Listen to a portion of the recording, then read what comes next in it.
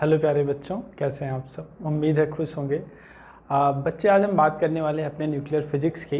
तो यार देखो, जैसे आप खाना खाते हो तो एक छोटी सी बात है, पहले कर लेते हैं। जैसे खाना खाते हैं हम, तो हम कितना भी खा लें, कुछ भी खा लें, लेकिन जब तक वो पचता नहीं तब तक हमारी बॉडी के लिए उसका कोई भी बेनिफिट नहीं होता।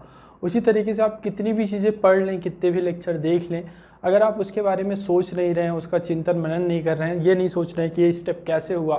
जैसे आपने मान लीजिए 1.5 घंटे लेक्चर देखा फिजिक्स का, तो आपका ये फर्ज बनता है कि आप उसके बारे में एटलीस्ट आधा घंटा सोचें कि ये इस स्टेप के बाद ये स्टेप कैसे हुआ, ये चीज़ ऐसे हुई तो कैसे आई। तभी बच्चे जो चीज़ हम पढ़ते हैं, जो हमारा माइंड ग्रैब कर रहा है, उसको हम एब्जॉर्ब तभी कर पाएंगे, वही हमारे टेस्ट में रिफ्लेक्ट होता है। अदरवाइज बस लेक्चर देख लेने से ये नहीं है कि क्वेश्चन बनते जाएंगे और आप टेस्ट में भी अच्छा परफॉर्म करेंगे। आपको उसके बारे में सोचना पड़ेगा, अपनी शॉर्ट नोट्स बनानी पड़ेगी, उसमें लिखना पड़ेगा। जो फार्मूला ना याद हो रहा हो बार बार उसको लिखें, जो टेस्ट में क्वेश्चन गलत हो रहे हैं या फिर जो कॉन्सेप्ट आपके वीक हैं उसको अपनी शॉर्ट नोट्स में नोट डाउन करें, उसको रिवाइज करें, उसको एब्जॉर्ब करने का प्रयास करें, तभी चीज़ें बच्चे बेटर होंगी। तो ज़्यादा बात ना करते हुए आइए आप न्यूक्लियर फिजिक्स की शुरुआत करते हैं।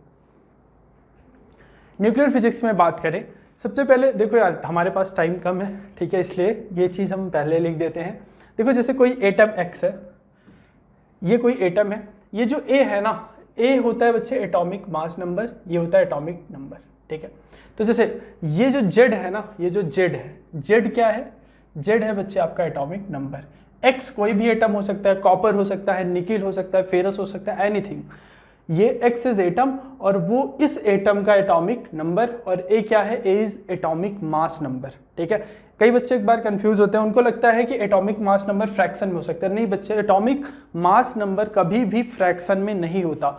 एटॉमिक मास नंबर 5 हो सकता है, लेकिन वो कभी 5.1 या 5.2 नहीं हो सकता। वो जो 5.1 या 5.2 होता है ना, वो होता है बच्चे एटॉमिक वेट। तो एटॉमिक मास नंबर और atomic weight are two different thing, वो आप केमिस्ट्री में ज़्यादा जानते हैं, लेकिन यहाँ के लिए बस ये जाने atomic mass number can never be a fraction, ये हमेशा इंटीजर होता है, ठीक है, एटॉमिक मास नंबर। अब क्यों होता है उसकी बात हम करते हैं, क्योंकि ये नंबर है बच्चे। क्या 2.3 आदमी हो सकते हैं? नहीं ना। तो 2.3 प्रोटॉन भी नहीं हो सकता, 2.3 न्यूट्रॉन भी नहीं हो सकता। न्यूट्रॉन या तो 2 होगा, या तो 3 होगा, या तो 4 होगा, ठीक है। तो जैसे ये नंबर ऑफ प्रोटॉन, जेड क्या होता है? जो जेड होता है, जो इसी को बच्चे हम एटॉमिक नंबर बोलते हैं, इसकी वैल्यू नंबर ऑफ प्रोटॉन और नंबर ऑफ इलेक्ट्रॉन के इक्वल होती है। किसी भी एटम में जितने इलेक्ट्रॉन उतने ही प्रोटॉन, वही जो नंबर ऑफ इलेक्ट्रॉन या नंबर ऑफ प्रोटॉन होते हैं उसी को बच्चे हम एटॉमिक नंबर बोलते हैं और उसको जेड से रिप्रेजेंट करते हैं। फिर आती है हमारी बात एटॉमिक मास नंबर की। एटॉमिक मास नंबर होता है बच्चे number of proton plus number of neutron, को हम क्या बोलते हैं? Atomic mass number. Number of proton plus number of neutron होता है हमारा एटॉमिक मास नंबर, और ये ए के बराबर होता है। अब ये चीज़ तो हमें पता चल रही है, किसी भी एटम में आप इजीली जेड को देखोगे तो आप तुरंत बता दोगे कि इलेक्ट्रॉन कितने हैं, इसमें प्रोटॉन कितने हैं। क्या न्यूट्रॉन बता पाओगे? बिल्कुल, न्यूट्रॉन भी बता लेंगे। हमें पता है number of proton plus number of neutron कितना होता है? ए होता है। कितना होता है? ए होता है। तो नंबर ऑफ न्यूट्रॉन की बात करें तो नंबर ऑफ न्यूट्रॉन हो जाएगा ए माइनस नंबर ऑफ प्रोटॉन, और नंबर ऑफ प्रोटॉन हमें पता है जेड के बराबर होता है। तो किसी भी एटम में नंबर ऑफ इलेक्ट्रॉन बोले तो जेड, नंबर ऑफ प्रोटॉन बोले तो जेड, नंबर ऑफ न्यूट्रॉन बोले तो ए माइनस जेड, ठीक है। बस यही याद रखना है, ठीक है। यही सिंपल सा इसका सार है कि number of proton number of neutron आप इजिली जज कर पाएँ कि कितना होगा, ठीक है। नंबर ऑफ न्यूट्रॉन क्या याद रखेंगे? ए माइनस जेड याद रखना है, ठीक है। डेरिवेशन तो यही है, ठीक है, इसका क्या ही डेरिवेशन है, लेकिन ये चीज़ आपको रटी होनी चाहिए कि प्रोटॉन और इलेक्ट्रॉन के जो नंबर होते हैं किसी भी न्यूट्रल एटम में, वो जेड के बराबर होते हैं, और न्यूट्रॉन जो होता है वो ए माइनस जेड के बराबर होता है। A is atomic mass number, Z is atomic number. इसको थोड़ा सा एक बार अपने दिमाग में, अपनी नज़रों में बसा ले नागिन की तरह, ठीक है। फिर आइए नोट देखते हैं, ठीक है। नोट में कुछ चीज़ें हैं, जैसे mass of neutron. Mass of neutron real में बच्चे अगर एक्यूरेटली बोला जाए तो मास ऑफ न्यूट्रॉन होता है 1.6749। ये जो मास ऑफ प्रोटॉन होता है 1.6726 इंटू 10⁻27 kg, दोनों में कॉमन है। आप इन दोनों को देखकर आप एक चीज़ इजीली कंक्लूड कर सकते हो कि जो न्यूट्रॉन का मास है वो प्रोटॉन से स्लाइटली ग्रेटर होता है, ठीक है। जो न्यूट्रॉन होता है बच्चे, अगर इन दोनों में कंपैरिजन करने को बोला जाए तो न्यूट्रॉन का जो मास होता है वो स्लाइटली ग्रेटर देन किससे होता है? वो थोड़ा सा ज़्यादा होता है प्रोटॉन से। मास ऑफ इलेक्ट्रॉन बहुत कम होता है, ये 10⁻⁻27 का रेंज है, ये 10⁻31 है, करीब करीब 1/1000 क्या 10,000 गुना हो जाए, मतलब कम हो जाएगा, ये काफ़ी कम होता है। इलेक्ट्रॉन का मास इनके कंपैरिजन में काफ़ी कम होता है। ये होता है कितना 9.1 × 10⁻31 kg। ये याद रखना है आपको, वैसे कभी कभी एग्जाम में दे देते हैं, लेकिन अगर ना दें तो आपको ये चीज़ें, ये वैल्यूज़ थोड़ी बहुत याद होनी चाहिए, ठीक है, मोटा मोटा आइडिया होना चाहिए। नंबर मास ऑफ न्यूट्रॉन थोड़ा सा कम होता है, ठीक है, लेकिन जब हम थोड़ा सा बड़े सेंस में सोचते हैं, बहुत ज़्यादा डीप में ना जाके, तो न्यूट्रॉन का जो मास होता है प्रोटॉन के हम बराबर लेते हैं, ठीक है। जो न्यूट्रॉन का मास होता है उसको हम प्रोटॉन के जनरली बराबर ही मानते हैं, क्योंकि ऑलमोस्ट तो इक्वल है ना यार, बस ये 4,9 है, ये 2,6 है, थोड़ा सा ही तो डिफरेंस है, तो ऑलमोस्ट हम इक्वल मान के चलते हैं, ठीक है। और उसको हम एक AMU के बराबर लेते हैं। AMU क्या है? AMU is atomic mass unit. तो मास ऑफ न्यूट्रॉन या मास ऑफ प्रोटॉन को बच्चे हम एक एटॉमिक मास यूनिट के बराबर मानते हैं। इनका जितना मास था ना, उसी को हमने नाम दे दिया एटॉमिक मास यूनिट, ठीक है। और एक AMU में कितना kg हो जाता है? 1.67 × 10⁻27 kg, जैसा कि यहाँ से दिख ही रहा है। इसको चाहे आप 1 AMU लिख ही सकते हैं, ठीक है। इसी को इन्होंने नाम दे दिया पूरे को ऑलमोस्ट 1 AMU, ठीक है। और 1 AMU की वैल्यू कितनी हो जाती है? 1 AMU की वैल्यू हो जाएगी 1.67 × 10⁻27 kg। ये सब रटने वाली चीज़ें, इसमें कुछ समझाने का है नहीं, मैं इसलिए लिख दे रहा हूँ ताकि आपका नोट्स अच्छा सा प्रिपेयर हो जाए, ठीक है, कुछ छूटे ना। आइसोटोप, आइसोबार और आइसोटोन 3 चीज़ें होती हैं, यही 3 चीज़ें हमें याद रखनी है। आइसोटोप मतलब जिनका एटॉमिक नंबर सेम हो। देखिए, सेम एटॉमिक नंबर हो अगर 2 एटम का, तो एक दूसरे के आइसोटोप कहे जाते हैं। एग्जाम्पल लिया है 6C12। 6C12 मतलब इसका भी एटॉमिक मास नंबर क्या होता है? एटॉमिक मास नंबर अभी थोड़ी देर पहले बताया था बच्चे, एटॉमिक मास नंबर हम कहाँ पर लिखते हैं? एटॉमिक मास नंबर हम यहाँ पर लिखते हैं, और एटॉमिक मास नंबर हम यहाँ पर लिखते हैं, और एटॉमिक नंबर हम यहाँ पर लिखते हैं, ठीक है। कभी कभी ऐसा भी लिख दिया जाता है एटम में, तो रिप्रेजेंट अगर ऐसा किया हो तो आपको ईजिली समझ जाना है कि कोई भी अगर ऐसे यहाँ पर Cu की जगह यहाँ पर कुछ लिखा हो या यहाँ पर कुछ लिखा हो, तो ये जो होता है ये एटॉमिक नंबर हो जाता है, और ये वाला एटॉमिक मास नंबर। तो इसमें कन्फ्यूज नहीं होना, ये Z होता है और ये A हो जाता है, ठीक है। तो उसी तरीके से अगर ये एग्जाम्पल की बात करें, ठीक है, ये क्या हो जाएगा? यहाँ पर जो है वो Z, यहाँ पर जो है वो Z, और ये क्या है? ये A है, ये दोनों का A है, ठीक है। जो आपका आइसोटोप होता है उसमें क्या होता है? दोनों का जो एटॉमिक नंबर होता है that must be same. Atomic number यानी Z, इसका भी 6 है, इसका भी 6 है, ये दोनों एक दूसरे को क्या हो जाएंगे बच्चे? आइसोटोप। आइसोबार में एटॉमिक नंबर सेम ना हो के एटॉमिक मास नंबर सेम होना चाहिए। क्या बच्चे? एटॉमिक मास नंबर, यानी अगर ये 2 एटम है, एटॉमिक मास नंबर क्या होता है? एटॉमिक मास नंबर हमको पता है A होता है, ठीक है। किसी भी एटम में A यहाँ लिखा होता है, ठीक है।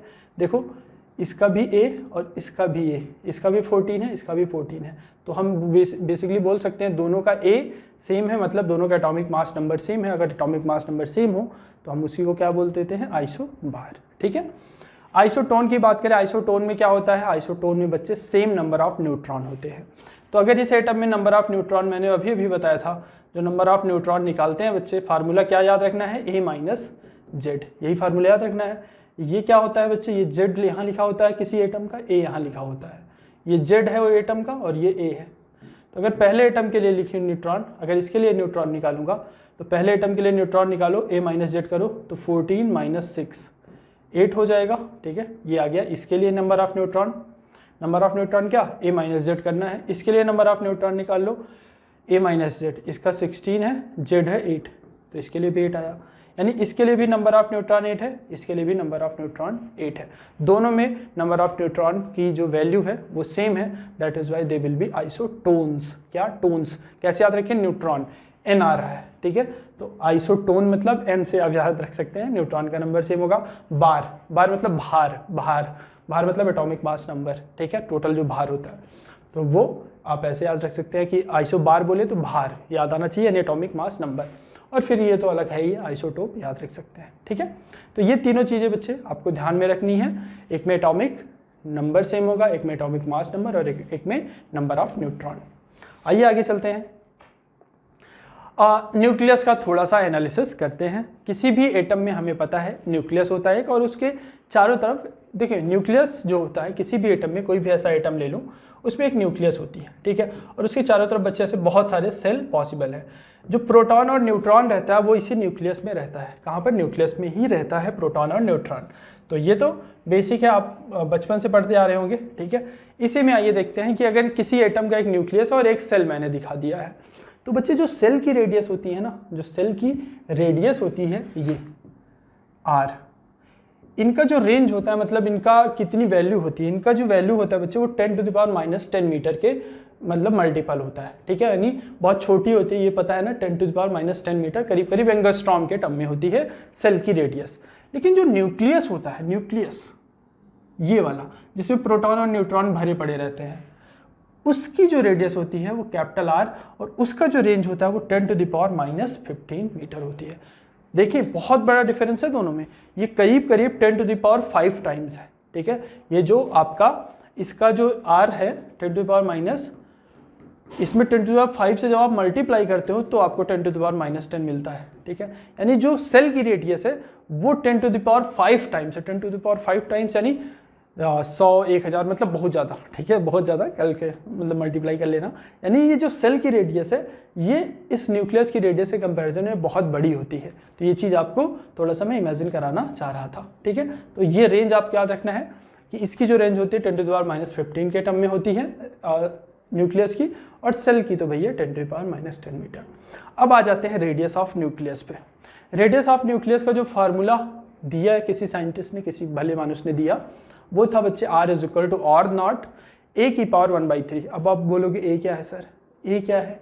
ए बच्चे है यहाँ पर जो अभी अभी हम देखते आ रहे हैं, एटॉमिक मास नंबर। R0 की वैल्यू क्या है? 10⁻15 मीटर। देखो ये तो आपको बहुत ईजिली याद हो जाएगा, मैंने अभी भी बताया जो सेल की रेंज होती है, जो न्यूक्लियस की रेडियस की रेंज होती है वो 10⁻15 के रेंज में होती है, तो इसीलिए उसी की रेंज में है 1.1 × 10⁻15, ठीक है। तो ये फार्मूला आपको याद रखना है, ठीक है। किसी भी न्यूक्लियस की अगर रेडियस कैलकुलेट करनी हो, हम ये फार्मूला बहुत ही ईजिली याद रख सकते हैं। R = R0 A⁻⁴। A is atomic mass number, R0 है 1.1 × 10⁻15 मीटर। फिर आइए बात करते हैं डेंसिटी ऑफ न्यूक्लियस की। डेंसिटी क्या होता है? Mass upon volume.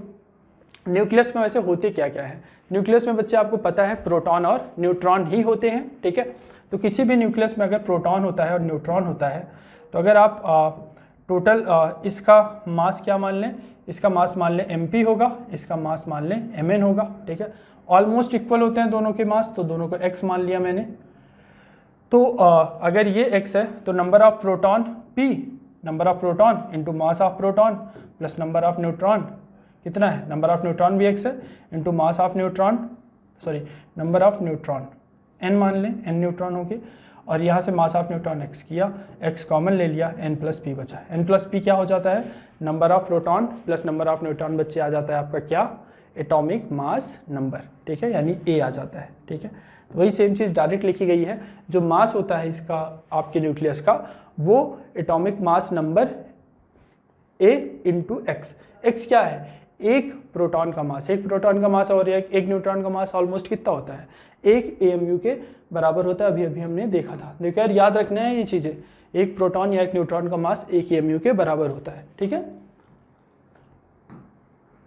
तो बस वही चीज़ रखा, ए टोटल हो गया आपका एटॉमिक मास नंबर, यानी टोटल नंबर ऑफ प्रोटॉन और न्यूट्रॉन इसी में ऐड हो जाते हैं। तो किसी भी न्यूक्लियस में जो टोटल नंबर ऑफ प्रोटॉन और टोटल नंबर ऑफ न्यूट्रॉन है उनका जो सम होता है वो a के बराबर होता है, वही उसी को तो एटॉमिक मास नंबर बोलते हो ना।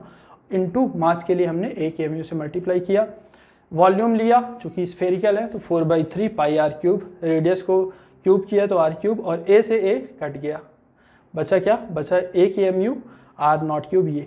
और यहाँ पर आप ध्यान से देख पा रहे होंगे ये जो डेंसिटी है बच्चे a पर डिपेंड नहीं कर रही है। ये बहुत ही खूबसूरत सी चीज़ है कि किसी भी न्यूक्लियस को ले लो, उसकी जो डेंसिटी होती है वो उसके एटॉमिक मास नंबर पर डिपेंड नहीं करती और वो कांस्टेंट रहती है, ठीक है। कोई भी एटम ले लो, क्योंकि R0 तो सबके लिए फिक्स ही रहेगा, 1 AMU तो चेंज होगा नहीं, 4/3 पाई सबके लिए फिक्स रहेगा।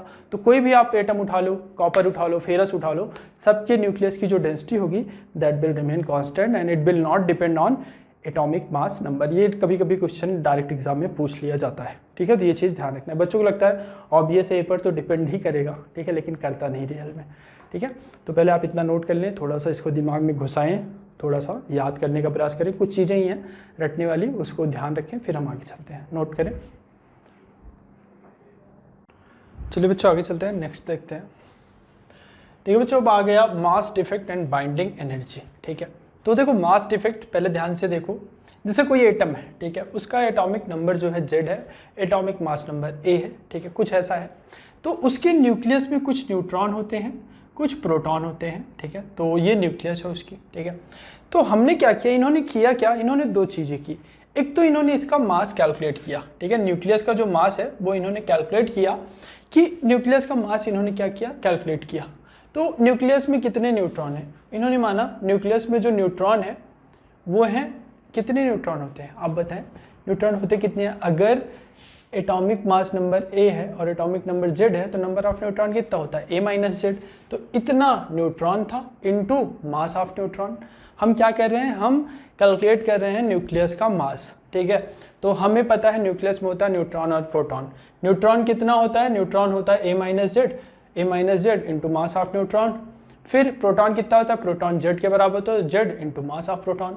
ये जो मास है बच्चे, ये theoretical mass of the nucleus है, यानी थ्योरेटिकली न्यूक्लियस का मास इतना होना चाहिए, क्योंकि इतने प्रोटॉन है इतने न्यूट्रॉन है, तो थ्योरेटिकली इतना मास होना चाहिए न्यूक्लियस का, ठीक है। कि अगर 10 प्रोटॉन है और 8 न्यूट्रॉन है तो 8 न्यूट्रॉन है अगर, तो 8 इंटू मास ऑफ न्यूट्रॉन, और 10 प्रोटॉन है तो 10 इंटू मास ऑफ प्रोटॉन, वही सेम चीज़, यही न्यूक्लियस का मास होना चाहिए, वही वो लिखा है, ठीक है। लेकिन इन्होंने फिर एक चीज़ और की, ये तो थ्योरेटिकल मास इतना होना चाहिए, लेकिन जब इन्होंने सच में मेजर किया न्यूक्लियस को किसी इंस्ट्रूमेंट से, जब इन्होंने सच में मेजर किया न्यूक्लियस को, तो जो मास है उसको इन्होंने मास ऑफ न्यूक्लियस प्रैक्टिकल बोला और मास ऑफ न्यूक्लियस थ्योरेटिकल। तो दो तरीके के मास है। थ्योरेटिकली तो इसका इतना होना चाहिए, क्योंकि हमें दिखा इतने न्यूट्रॉन है इतने प्रोटॉन है, तो इसका मास इतना होना चाहिए। लेकिन जब इन्होंने सच में मेजर किया न्यूक्लियस को, तो जो मास मिला उसको इन्होंने प्रैक्टिकल मास ऑफ न्यूक्लियस बोला, और ऐसा पाया कि जो प्रैक्टिकल मास आया वो थ्योरेटिकल मास से थोड़ा सा कम था। फिर से सुने, ये ध्यान, बहुत ही इंपॉर्टेंट चीज़ है। उन्होंने क्या किया, थ्योरेटिकल मास देखा कि इतना होना चाहिए, इसके हिसाब से अगर इतने प्रोटॉन है इतने न्यूट्रॉन है तो इसका मास रियल में इतना होना चाहिए। लेकिन जब इन्होंने सच में मेजर किया और जो मास आया नया वाला न्यूक्लियस का, उसको इन्होंने प्रैक्टिकल मास ऑफ न्यूक्लियस बोला, और वो मास बच्चे थ्योरेटिकल से थोड़ा सा कम था। थ्योरेटिकल आना चाहिए था कितना, 100, लेकिन जब इन्होंने मेजर किया तो आया 99। कितना आया, 99। अब उन्होंने सोचा ये मास जो कम आ रहा है ये क्यों आ रहा है, तो बच्चे वही जो मास में कमी आई उसी को ये बोल देते हैं मास डिफेक्ट। मास डिफेक्ट मतलब delta M, mass of nucleus theoretical होना चाहिए था 100, लेकिन प्रैक्टिकल आया कितना, 99। तो जो डिफेक्ट आया वो कितने का हो जाएगा, 1 का हो जाएगा। तो वही मास of nucleus theoretical minus mass of nucleus practical, इसी को बच्चे हम मास डिफेक्ट बोलते हैं, डेल्टा एम से रिप्रेजेंट करते हैं। अब ये मास गया कहाँ, आइंस्टीन साहब ने बताया है मास डिस्ट्रॉय तो हो नहीं सकता, गुम तो हो नहीं सकता, कहाँ जा सकता है, आप थोड़ा देर दिमाग लगाएं, मास गायब कहाँ हुआ होगा। तो मास बच्चे जो ये गायब हो रहा है मास डिफेक्ट के फॉर्म में, ये एनर्जी में कन्वर्ट हो जाता है। किसमें, एनर्जी में। और वही जो एनर्जी में ये मास कन्वर्ट हो जाता है, ये जो डेल्टा एम गायब हो जाता है, गायब नहीं होता, ये एनर्जी में कन्वर्ट हो जाता है। और एनर्जी का कोई ऐसे वेट मेजर तो हम करते नहीं, तो ये एनर्जी में कन्वर्ट हो जाता है, ठीक है। तो जो मास डिफेक्ट होता है डेल्टा एम, वो एनर्जी में कन्वर्ट हो जाता है, और वही उसी जो एनर्जी में कन्वर्जन होता है उसी एनर्जी को बच्चे हम क्या बोलते हैं, बाइंडिंग एनर्जी, ठीक है। तो this delta M converts into energy to form nucleus, और वही जो आपका डेल्टा एम कन्वर्ट हो रहा है एनर्जी में, एनर्जी मास कंजर्वेशन के लिए कौन सा फार्मूला यूज कर सकते हैं, यही एक फार्मूला हमने पढ़ा है आइंस्टीन वाला, E=mc²। यहाँ पर मास एनर्जी में कन्वर्ट हो रहा है, तो binding energy delta M c² हो जाएगा, ठीक है। अब यही जो है बच्चे, यही जो आपकी बाइंडिंग एनर्जी है, इसी को आप बोल सकते हो energy required to form a nucleus या फिर energy required to break a nucleus. ठीक है, इसको ये भी बोलते हैं बाइंडिंग एनर्जी क्या हो जाएगा, डेल्टा mc²। इसी बाइंडिंग एनर्जी को ये भी बोलते हैं कि energy required to form a nucleus, यानी एक न्यूक्लियस फॉर्म करने के लिए हमें जो एनर्जी चाहिए होती है उसी को बाइंडिंग एनर्जी बोलते हैं, या फिर एक न्यूक्लियस को ब्रेक करने के लिए जो एनर्जी चाहिए होती है उसी को हम बाइंडिंग एनर्जी बोलते हैं। ठीक है, बाइंडिंग एनर्जी यही डेल्टा mc² होती है। अब ये c² हर जगह आपको 3 × 10⁸ नहीं याद रखना है, वो मतलब वेलोसिटी ऑफ लाइट होती है। हम मिलियन इलेक्ट्रॉन वोल्ट में एनर्जी निकालते हैं, तो आपको याद रखना है delta m = 931.5 million electron volt, और डेल्टा m को AMU में रखना है। This is very important formula. ठीक है, ये फार्मूला आपको याद रखना है। बाइंडिंग एनर्जी क्या, डेल्टा m आप निकाल लेंगे, क्योंकि जनरली क्वेश्चन में m AMU में दिया रहता है, तो आप डेल्टा m निकाल लेंगे, उसको 931.5 से मल्टीप्लाई कर देंगे और आपका answer binding energy million electron volt में आ जाएगा। ठीक है, तो आई होप बाइंडिंग एनर्जी आपको समझ में आ गई होगी। जैसे फिर से थोड़ा सा बता दे रहा हूँ, मान लो ऐसे 2 एटम है। ठीक है, 2 एटम है। ठीक है, ये बच्चे जब कन्वर्ज होते हैं ना, 2 एटम मिलकर एक बड़ा सा एटम बनाए, तो यहाँ से जो एनर्जी रिलीज हो जाती है, यहाँ से जो एनर्जी रिलीज हो जाती है उसी को बच्चे हम बाइंडिंग एनर्जी बोल देते हैं। ठीक है, रियल में हो क्या रहा है, रियल में पहले मान लो कुछ यहाँ पर न्यूट्रॉन रहे होंगे बहुत सारे, कुछ यहाँ पर प्रोटॉन रहे होंगे। ठीक है, फिर ये क्या कर रहे हैं, ये कंबाइंड हो जा रहे हैं, कंबाइंड हो रहे हैं, तो कंबाइंड होकर एक न्यूक्लियस फॉर्म कर दे रहे हैं और कुछ एनर्जी रिलीज करते हैं। ठीक है, वही बाइंडिंग एनर्जी के फॉर्म में रिलीज हो जाती है। यहाँ तो मैंने न्यूट्रॉन और प्रोटॉन का एग्जांपल लिया, यही बच्चे आपका एटम भी हो सकता है। 2 एटम पहले अलग अलग थे, फिर वो कंबाइन हो जाते हैं, और कंबाइन होते हैं तो उनके मास में कुछ कमी आती है और वो एनर्जी रिलीज करते हैं। जैसे कि ये मान लो ये एटम आपका X एटम है, X एटम, ये Y एटम, और बाद में ये XY एलिमेंट फॉर्म किए तो कुछ एनर्जी रिलीज करते हैं, उसी को हम बाइंडिंग एनर्जी बोलते हैं। ठीक है, तो आई होप आपको ये क्लियर होगा कि energy required to form a nucleus या फिर energy required to break a nucleus. ठीक है, अब होता क्या है, जैसे मान लो ये X एटम था, एक Y एटम था।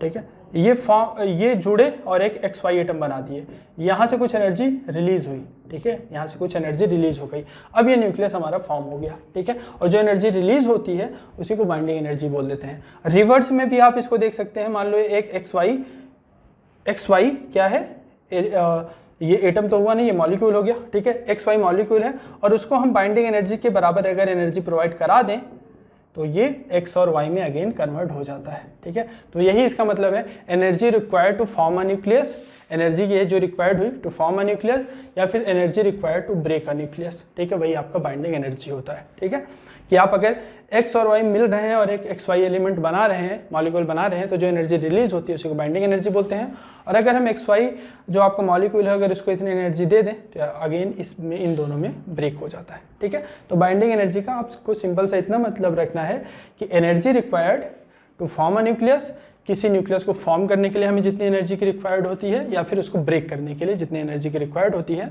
उसी को बाइंडिंग एनर्जी बोलते हैं, या फिर किसी रिएक्शन में जो एनर्जी रिलीज होती है वो बाइंडिंग एनर्जी होती है। ठीक है, तो अब आइए आगे चलते हैं बच्चे। ये फार्मूला बहुत इंपॉर्टेंट है, जो मास में कमी आई उसी को मास डिफेक्ट बोलते हैं, उसको हम 931.5 से मिलियन इलेक्ट्रॉन वोल्ट से मल्टीप्लाई कर देते हो तो हमें बाइंडिंग एनर्जी मिल जाती है। ठीक है, फिर इस क्वेश्चन को सॉल्व करने का प्रयास करिए। एक एटम है ये वाला 2x4, ये Z हो जाता है और ये A हो जाता है। इसकी जो बाइंडिंग एनर्जी है ये 10 मिलियन इलेक्ट्रॉन वोल्ट है। ये दूसरा एटम Y है, इसकी binding energy 20 million electron volt है। ठीक है, आप मुझे बताओ कौन सा ज़्यादा स्टेबल होगा। कुछ बच्चों को शायद लग रहा हो, आप पहले ही मन में सोच लो, कुछ लोगों को लग रहा होगा कि यार बाइंडिंग एनर्जी मतलब बांधे रखती है। हाँ बिल्कुल सही सोच रहे हो, बांधे रखती है। तो बाइंडिंग, जैसा कि नाम से पता चल रहा है, बाइंडिंग एनर्जी मतलब न्यूक्लियस को बांध के रखती है। ठीक है, बांधने रखने के लिए, जैसे न्यूट्रॉन और प्रोटॉन को बांधे रखने के लिए जिस एनर्जी की रिक्वायरमेंट हुआ उसी को तो हम बाइंडिंग एनर्जी बोल रहे हैं ना। एनर्जी रिलीज हो जाती है और वो एक दूसरे से बंध जाते हैं, फिर अगर हम उतनी एनर्जी प्रोवाइड कर दें तो वो अगेन ब्रेक हो जाते हैं। ठीक है, तो बाइंडिंग एनर्जी बेसिकली वही है कि जो बांधे रखे, या energy required to break a nucleus, या फिर energy required to form a nucleus. जैसे ये बाइंडिंग एनर्जी है, ठीक है, X और Y 2 एटम है। ठीक है, आपको लग रहा होगा कौन सा ज़्यादा स्टेबल है। सर इसकी बाइंडिंग एनर्जी मुझे ज़्यादा दिख रही है, यानी ये ज़्यादा बांधे रखेगा तो ये ज़्यादा स्टेबल होगा। कुछ लोगों को शायद ये लग रहा हो, लेकिन कुछ लोग हो सकता है ये ऑप्शन भी सोच रहे हो। थोड़ी देर सोचें, चलिए मैं बताता हूँ, वीडियो को पॉज करके एक बार ट्राई कर लीजिए। बच्चे जो स्टेबिलिटी होती है ना, अगर इसको देखें, इसके लिए बाइंडिंग एनर्जी तो हमें पता है, लेकिन हमें जो चाहिए होता है ना स्टेबिलिटी हमारा जो डिसाइड करता है, तो बाइंडिंग एनर्जी पर न्यूक्लियॉन डिसाइड करता है। ठीक है, बाइंडिंग एनर्जी से कुछ मतलब नहीं होता। जैसे एक परिवार में मान लो 2 लड़के हैं, आपने 100 रुपये दे दिया। ठीक है, एक परिवार में 10 लड़के हैं, आपने 1000 रुपये दे दिया। बताओ किसको ज़्यादा रुपए मिला? इसमें हर बच्चे को 50 रुपये मिल जाएगा और इसमें हर बच्चे को 10 ही रुपये मिलेगा। ठीक है, तो ज़्यादा सुखी ये रहेंगे या ज़्यादा सुखी ये? साफ साफ दिख रहा है ये वाले ज़्यादा सुखी रहेंगे। ठीक है, तो हमें पर न्यूक्लियन से मतलब होता है, बाइंडिंग एनर्जी टोटल से नहीं, बाइंडिंग एनर्जी पर न्यूक्लियन से मतलब होता है। ठीक है, कि हर न्यूक्लियन को बांधने के लिए कितनी एनर्जी अवेलेबल है। तो बाइंडिंग एनर्जी पर न्यूक्लियन इसका देखें, टोटल बाइंडिंग एनर्जी 10 है। न्यूक्लियन टोटल कितने हैं? यही बच्चे number of proton plus number of neutron, यही जो ए होता है उसी को न्यूक्लियन बोलते हैं। ठीक है, तो ये हो गया 2.5। ठीक है, इसके लिए देख लें बाइंडिंग एनर्जी पर न्यूक्लियन, इसकी टोटल बाइंडिंग एनर्जी 20 है। और इसमें न्यूक्लियन कितने हैं? इसमें न्यूक्लियन है बच्चे, यही न्यूक्लियन होते हैं। ठीक है, number of proton plus number of nucleon 1 इसका है। तो आप बताओ किसका बाइंडिंग एनर्जी पर न्यूक्लियन ज़्यादा है? एक्स का ज़्यादा है। ठीक है, यानी एक्स में पर न्यूक्लियन जो बाइंडिंग एनर्जी अवेलेबल है बांधे रखने के लिए पर न्यूक्लियन, वो एक्स के केस में ज़्यादा है। ठीक है, एक्स के केस में बाइंडिंग एनर्जी यानी जो उसके न्यूक्लियन को बांधे रखने के लिए एनर्जी अवेलेबल है वो कितनी है? किस में ज़्यादा है? इसमें ज़्यादा है, एक्स में। तो X will be more stable, X will be. तो ये हमेशा ध्यान रखना बच्चे, binding energy per nucleon decide करती है कि कौन सा ज़्यादा स्टेबल होगा। X will be more stable.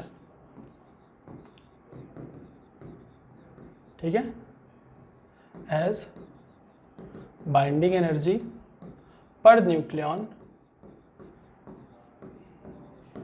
Decides stability. ठीक है, तो ये प्यारा सा ये पार्ट था एक। ठीक है, आइए आगे चलते हैं। बाइंडिंग एनर्जी में बहुत ज़्यादा मतलब दिमाग नहीं खपाना है। ठीक है, बहुत ज़्यादा उसमें घुसना नहीं है, बस जो मोटा मोटा बता रहा हूँ वो ध्यान रखना है। ठीक है, किसी न्यूक्लियस को जब 2 न्यूक्लियस मिलते हैं, ठीक है, मिलकर कोई दूसरा मतलब 1-2 एक्स और वाई जब मिले और तीसरा एक्स वाई फॉर्म किए, तो जो एनर्जी रिलीज हो जाती है बच्चे, वही बाइंडिंग एनर्जी होती है। और उसी को बोलते हैं energy required to form a nucleus. या फिर उस अगेन रिवर्स वाला भी दिखाया था कि अगर उसी जो नया वाला मॉलिक्यूल फॉर्म हुआ है उसको हम अगेन उतनी बाइंडिंग एनर्जी दे दें, फिर एक्स और वाई सेपरेट हो जाएंगे। ठीक है, तो यही याद रखना है, energy required to form a nucleus या energy required to break a nucleus. ये मतलब आपको वर्डिंग नहीं याद रखनी है कि फॉर्म अ न्यूक्लियस या ब्रेक अ न्यूक्लियस। ठीक है, लेकिन याद होना चाहिए कि हाँ ऐसा होता है। ठीक है, मतलब वर्ड टू वर्ड नहीं याद रखना, आप अपनी लैंग्वेज में याद रख सकते हैं। नंबर ऑफ न्यूट्रॉन और नंबर ऑफ प्रोटॉन ये भी स्टेबिलिटी डिसाइड करते हैं। अगर ये n equal to p line है, ठीक है, ये नंबर ऑफ न्यूट्रॉन और ये नंबर ऑफ प्रोटॉन, ये n equal to p line है, ये जो डॉटेड लाइन है ना बच्चे, इस लाइन पर नंबर ऑफ प्रोटॉन और नंबर ऑफ न्यूट्रॉन इक्वल होंगे। ठीक है, अगर बच्चे किसी भी एटम में नंबर ऑफ प्रोटॉन और नंबर ऑफ न्यूट्रॉन का जो रेशियो है वो 1 के बराबर है, तो वो एटम बहुत ज़्यादा स्टेबल होता है, बहुत ज़्यादा स्टेबल होता है। ठीक है, अब इस लाइन से जितना हम डेविएट होंगे, इस लाइन से जितना डेविएट होंगे, चाहे इस तरफ चाहे इस तरफ, स्टेबिलिटी कम हो जाती है। तो स्टेबिलिटी के लिए बच्चे न्यूट्रॉन और प्रोटॉन का जो रेशियो होना चाहिए वो 1 होना चाहिए, अच्छी वाली स्टेबिलिटी के लिए। लेकिन जो जनरली इन्होंने पाया, जो मैक्सिमम एटम हमें दिखाते हैं, उनमें न्यूट्रॉन और प्रोटॉन का जो रेशियो होता है वो 1.6 होता है। ठीक है, अब 1.6 मतलब 1 से बड़ा, यानी नंबर ऑफ न्यूट्रॉन प्रोटॉन से ज़्यादा है। तो अगर नंबर ऑफ न्यूट्रॉन ज़्यादा है तो ऑब्वियस है इस लाइन के इस साइड ग्राफ लाई करेगा। तो जो मैक्सिमम हमारे नेचर में एटम होते हैं इसी रेंज में लाई करते हैं। ठीक है, उनमें न्यूट्रॉन का जो संख्या होता है वो ज़्यादा होता है एज कम्पेयर टू प्रोटॉन। तो न्यूट्रॉन अगर ज़्यादा होगा तो ऑब्वियस है ये इसके इस साइड आ जाएगा। ठीक है, साफ साफ दिख रहा होगा मैथमेटिकली कि न्यूट्रॉन ज़्यादा है ना, तो ऑब्वियस है कि सेम प्रोटॉन के लिए नंबर ऑफ न्यूट्रॉन ज़्यादा है, तो ये ऐसे इसके इस साइड बेंड हो जाएगा। n इक्वल टू p वाली लाइन अगर ये है, और हमें पता है किसी भी जनरली एटम में जो नंबर ऑफ न्यूट्रॉन और प्रोटॉन का रेशियो होता है वो 1 से ज़्यादा होता है, और 1.6 से कम होता है, लेकिन 1 से तो ज़्यादा ही होता है, तो इसके इस साइड ऐसे बेंड हो जाता है। तो ये जनरली आपको ग्राफ याद रखना है, कभी अगर एग्जाम में अगर डायरेक्ट पूछ ले तो सारे के सारे जो अपने मॉलिक्यूल हैं या एटम हैं वो इसी में लाई करते हैं। न्यूट्रॉन अब मान लो किसी में न्यूट्रॉन बहुत ज़्यादा है, ठीक है। जब न्यूट्रॉन ज़्यादा होता है ना बच्चे, जैसे न्यूट्रॉन ज़्यादा हो गया तो वो क्या चाहता है, न्यूट्रॉन मान लो n/p का रेशियो हो गया 1.8। अब तो ये स्टेबल रहा नहीं, स्टेबल होने के लिए 1.6 से कम होना चाहिए। अब ये स्टेबल रहा नहीं, तो जब ये स्टेबल रहा नहीं तो ये क्या करता है ना, न्यूट्रॉन जो है बच्चे वो ब्रेक हो जाता है प्रोटॉन में। तो फिर न्यूट्रॉन कम हो गया थोड़ा सा, प्रोटॉन थोड़ा सा बढ़ गया, फिर रेशियो 1.6 से आसपास आ जाता है। तो यही कंडीशन होती है और वही जो रिएक्शन होती है कि अगर n/p का रेशियो 1.6 से ज़्यादा हो गया तो न्यूट्रॉन प्रोटॉन में ब्रेक हो जाता है और इस इक्वेशन के अकॉर्डिंग ब्रेक होता है। एक न्यूट्रॉन से प्रोटॉन बना और एक बीटा पार्टिकल इमिट हो जाता है, ठीक है। फिर वही वो रेडियो एक्टिविटी में चले जाते हैं कि फिर भैया न्यूट्रॉन जो है वो प्रोटॉन में कन्वर्ट होता है स्टेबल करने के लिए, तो वही अल्फा बीटा का इमिशन होता है टू स्टेबल द न्यूक्लियाई, ठीक है। वो भी हम आगे देखेंगे, ठीक है। तो यहाँ पर देखिए न्यूट्रॉन की संख्या अगर बहुत ज़्यादा हो जाए तो न्यूट्रॉन क्या करता है, अपने आप को स्टेबल करने के लिए प्रोटॉन में कन्वर्ट कर लेता है और एक इलेक्ट्रॉन रिलीज कर देता है, ठीक है। और न्यूक्लियाई जो है वो स्टेबल हो जाती है, ठीक। बाइंडिंग एनर्जी पर न्यूक्लियन का ग्राफ है, ठीक है। बाइंडिंग एनर्जी पर न्यूक्लियन के जो ग्राफ है बच्चे, उसको अगर ऐसे ड्रॉ करूँ तो इस पॉइंट पर maximum binding energy per nucleon आती है और ये फेरस के लिए होती है, आयरन के लिए सबको पता है 56 आयरन के लिए maximum binding energy per nucleon होती है, इसलिए सबसे ज़्यादा स्टेबल न्यूक्लियाई है। आप इसको अगर गौर से देखें, अगर आप इसको गौर से देखें तो जो न्यूक्लियाई सबसे ज़्यादा स्टेबल है वो मीडियम साइज़ की न्यूक्लियाई है। जो न्यूक्लियाई बहुत छोटी है जैसे यहाँ वाली, इसके लिए देखो बाइंडिंग एनर्जी पर न्यूक्लियन बहुत कम है। जो न्यूक्लियाई बहुत बड़ी हो गई हैं, ये वाला जो है ना, ये वाला, ये ए दिखा रहा है, ए मतलब एटॉमिक मास नंबर, ठीक है। अगर हम बहुत इस साइड हैं तो यहाँ पर तो एटॉमिक मास नंबर बहुत कम होगा, तो यहाँ पर देखो बाइंडिंग एनर्जी भी बहुत कम है। यहाँ पर चले आए तो यहाँ पर ए की वैल्यू बहुत ज़्यादा है, तो देखो बाइंडिंग एनर्जी पर न्यूक्लियन भी कम है, ठीक है। तो ए अगर बहुत ज़्यादा हो जाए, तो भी बाइंडिंग एनर्जी पर न्यूक्लियन कम हो जाती है। ए बहुत कम हो जाए तो भी बाइंडिंग एनर्जी पर न्यूक्लियन कम हो जाती है। यानी एक चीज़ हम कंक्लूड कर सकते हैं यहाँ से, अगर जो न्यूक्लियाई है बहुत छोटी है, ठीक है, तो भी स्टेबल कम होती है, बहुत बड़ी है तो भी स्टेबल कम होती है। हमेशा जो मीडियम साइज न्यूक्लियाई है वो सबसे ज़्यादा स्टेबल रहती है, जैसे कि आपको दिख रहा होगा जो मीडियम साइज होगी, ठीक है, जो इसके ए के आसपास लाई करेंगी इतनी, तो उनके लिए जो स्टेबिलिटी होती है वो ज़्यादा होती है। इसीलिए क्या होता है, जो स्मॉल साइज न्यूक्लियाई होती हैं वो फ्यूज़न कर लेती हैं, फ्यूज़न, ठीक है। और ये जो लार्ज साइज न्यूक्लियाई होती हैं, मतलब ए जब ज़्यादा हो गया, उनका हो जाता है बच्चे फिजन, ठीक है। अब आप बोलेंगे सर फिजन और फ्यूजन क्या है? फ्यूजन होता है बच्चे, फ्यूजन जो होता है, फ्यूजन जब दो छोटी छोटी न्यूक्लियाई मिलकर एक बड़ी न्यूक्लियाई फॉर्म कर दें, ठीक है। फ्यूजन क्या होता है? फ्यूजन जब दो स्मॉल साइज की न्यूक्लियाई मिलकर एक मीडियम साइज की न्यूक्लियाई फॉर्म करने की कोशिश करती हैं, ठीक है। तो ये बहुत ही ध्यान रखना। हमने देखा कि जो बहुत छोटी न्यूक्लियाई थी वो भी कम स्टेबल थी, जो बहुत बड़ी न्यूक्लियाई हैं वो भी कम स्टेबल है, जो मीडियम साइज की न्यूक्लियाई हैं वो ज़्यादा स्टेबल है, ठीक है। तो क्या करेंगे, जो छोटी छोटी न्यूक्लियाई होते हैं बच्चे, वो मिलकर एक मीडियम साइज की न्यूक्लियाई फॉर्म करने की कोशिश करती हैं और फॉर्म करती हैं, इसी प्रोसेस को फ्यूज़न बोल देते हैं। क्या? फ्यूज़न।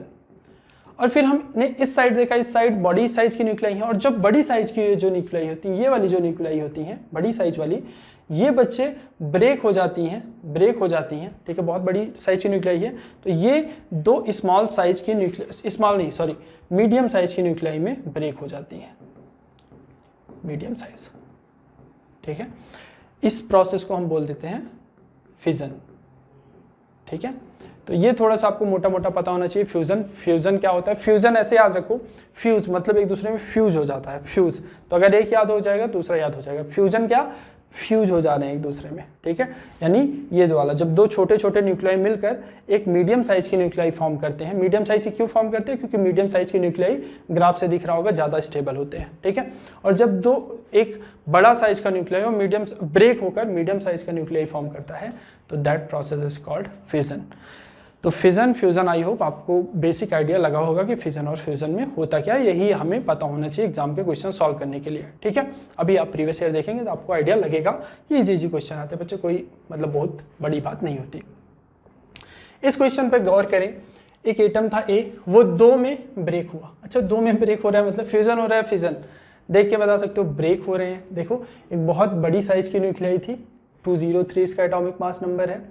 ये 120 और 80 में ब्रेक हो रही है। तो फ्यूज़न है फिजन, आंख बंद करके बताओ बिना वीडियो देखे, ठीक है। ये हो गया बच्चे फ्यूज़न है फिजन, ये फिजन है, ठीक है, क्योंकि एक बड़ी न्यूक्लियाई दो मीडियम साइज की न्यूक्लियाई में ब्रेक हो रही है। तो this process is called fission, but इसका यहाँ फिजन से कोई मतलब लेना देना है नहीं। ये देखें, इसके लिए बाइंडिंग एनर्जी पर न्यूक्लियन दी गई है, इसके लिए बाइंडिंग एनर्जी पर न्यूक्लियन इतनी है, बी के लिए बाइंडिंग एनर्जी पर न्यूक्लियन इतनी है, और सी के लिए बाइंडिंग एनर्जी पर न्यूक्लियन इतनी है। बोला find energy released in this reaction, ठीक है, इस रिएक्शन में कितनी एनर्जी रिलीज होगी। तो देखो इसके लिए आइए देखते हैं, ए के लिए बाइंडिंग एनर्जी देख लेते हैं, बाइंडिंग एनर्जी फॉर ए, मतलब जब ए फॉर्म हुआ होगा तो कितनी एनर्जी रिलीज हो गई होगी। ए के लिए बाइंडिंग एनर्जी पर न्यूक्लियन दिया है कितना 6, और टोटल नंबर ऑफ न्यूक्लियन कितने हैं 203। तो इसके लिए हो जाएगा बच्चे कितनी 1218, यानी आपका जब ए फॉर्म हुआ होगा तो 1218 million electron volt energy release हुई होगी, ठीक है। फिर आइए देखते हैं बी के लिए कितना होगा, बाइंडिंग एनर्जी आप बी अलग अलग देख लेते हैं, ठीक है। तो हमें पता चल जाएगा कि टोटल इस रिएक्शन में बोला है find energy released in this nuclear reaction, यानी इस न्यूक्लियर रिएक्शन में कितनी एनर्जी रिलीज हुई होगी। बी के लिए बाइंडिंग एनर्जी देखें तो 120 नंबर ऑफ न्यूक्लियन और पर न्यूक्लियन 6.5 रिलीज हुई है। तो 12 × 65, 12 पंचे 60, 12 72, 78 मिलियन इलेक्ट्रॉन वोल्ट, ठीक है। फिर बाइंडिंग एनर्जी सी का देख लें, बाइंडिंग एनर्जी फॉर सी, इसका है 7 और 80 नंबर ऑफ न्यूक्लियन है, ठीक है, 7 8 56 560 मिलियन इलेक्ट्रॉन वोल्ट। तो बाइंडिंग एनर्जी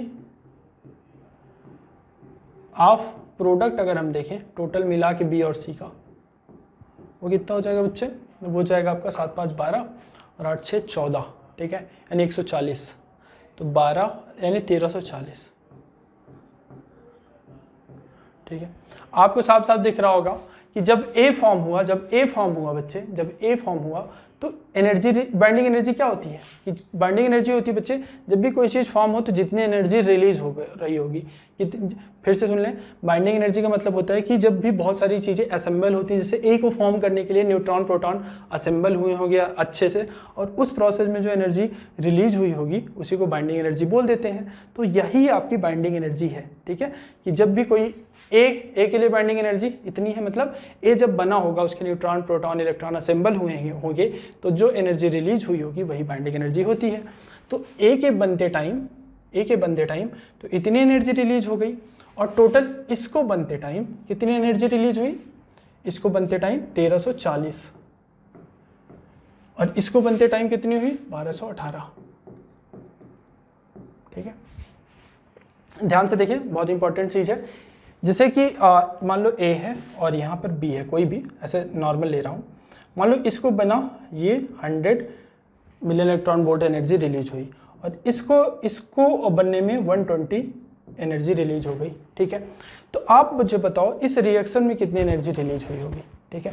100 ऑलरेडी रिलीज हो चुकी थी, फिर से सुन ले, ये बना तो 100 रिलीज हो गई, ये बना फिर इसके बाद ये बना तो 120 इसके लिए रिलीज होनी चाहिए।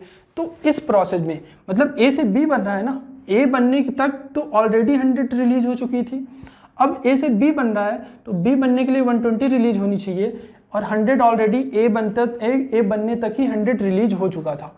तो अगर इससे 120 रिलीज हो रहा है, यानी और अगर हम 20 रिलीज करा दें तो ये 120 टोटल रिलीज हो जाएगा, यानी इस प्रोसेस में जो एनर्जी रिलीज होगी वो 20 जूल होगी, ठीक है। तो यही आपसे पूछा जा रहा है, ठीक है, कि एनर्जी रिलीज्ड,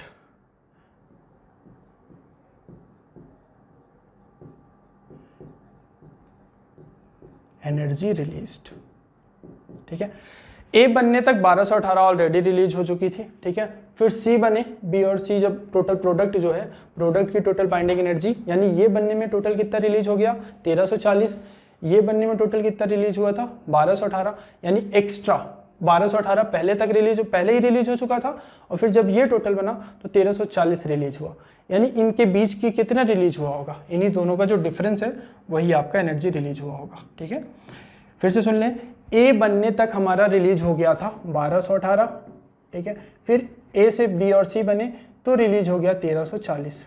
ठीक है, यानी ये टोटल बनने के लिए 1340 रिलीज होना चाहिए, ए बनने तक 1218 रिलीज होना चाहिए। ठीक है, तो ए से जब ये टोटल बन रहा है तो अभी ए इतना तो ऑलरेडी रिलीज कर चुका था और फिर ये बना तो इतना रिलीज होना चाहिए इसके लिए। ठीक है, तो इनके बीच में कितनी रिलीज हो जानी चाहिए, इन्हीं दोनों का डिफरेंस। ये थोड़ा सा आप दिमाग लगाना, सोचना, तो आपको क्लियर होगा।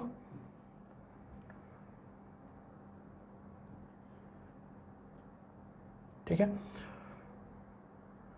10 में से हट गया 2। ठीक है यार, ये सब्सट्रैक्ट कर लेना। ठीक है, 100 वैसे 40 में से 18 गया, 40 में से 18 जाएगा 122, आई थिंक 122 आएगा। ठीक है, जो भी है मिलियन इलेक्ट्रॉन वोल्ट। ठीक है, तो ये थोड़ा सा सोचना कि भैया जैसे ए फॉर्म हुआ तो ए फॉर्म होने तक हमारा, एग्जाम्पल बता रहा हूँ, ए फॉर्म होने तक हमारा 1218 रिलीज होना चाहिए था। ठीक है, फिर उसके बाद ए से ही बी और सी फॉर्म हो रहे हैं तो इनको रिलीज होने के, इनको बनने के लिए टोटल इतना रिलीज होना चाहिए था। तो सेम ही चीज का तो कन्वर्जन हो रहा है ना, तो 1218 तो ये पहले ही रिलीज कर चुका था। ठीक है, अब जब 1218 पहले ही रिलीज कर चुका था और इसको बनने के लिए टोटल इतना रिलीज होना चाहिए, यानी अब रिएक्शन में केवल इतने माइनस इतना करेंगे और उतनी एनर्जी रिलीज होनी चाहिए। ठीक है, इसको आप नोट कर लें, फिर हम आगे चलते हैं। Note down. चलिए बच्चों आगे चलते हैं। देखो यार, प्रीवियस ईयर के क्वेश्चंस की कुछ बात करते हैं। ठीक है, काफ़ी हो गई थियरी और जो भी एग्जाम्पल थे।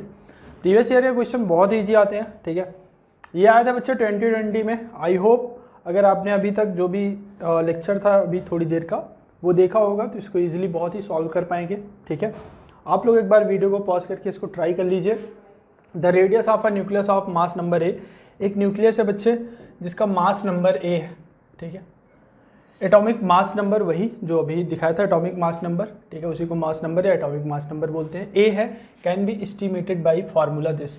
इन्होंने तो भैया फार्मूला तक दे दिया। ठीक है, आपको मैंने फार्मूला याद करने को बोला था बट इन्होंने फार्मूला भी दे दिया था कि कोई बच्चों को ना याद हो तो वो भी सॉल्व कर ले। डेंसिटी ऑफ न्यूक्लियस बोला है, तो डेंसिटी क्या होता है? डेंसिटी होता है मास अपॉन वॉल्यूम, यही होता है। ठीक है, न्यूक्लियस स्फेरिकल होता है। मास कितना हो जाएगा? मास मैंने बोला था टोटल जितना इसमें नंबर ऑफ प्रोटॉन और न्यूक्लियन हो, ठीक है, इनटू मास ऑफ 1 प्रोटॉन या न्यूक्लियन, तो वो 1 AMU होता है। ठीक है, तो मास ऑफ जो न्यूक्लियस होता है बच्चे, अगेन मैंने पहले भी बताया था अगर याद हो। देखो यार, कुछ बच्चों को याद नहीं रहता फिर बोलते हैं सर डायरेक्ट कैसे स्टेप ले लिया। देखो यार, मास मैंने प्रूफ कराया था यहाँ पर।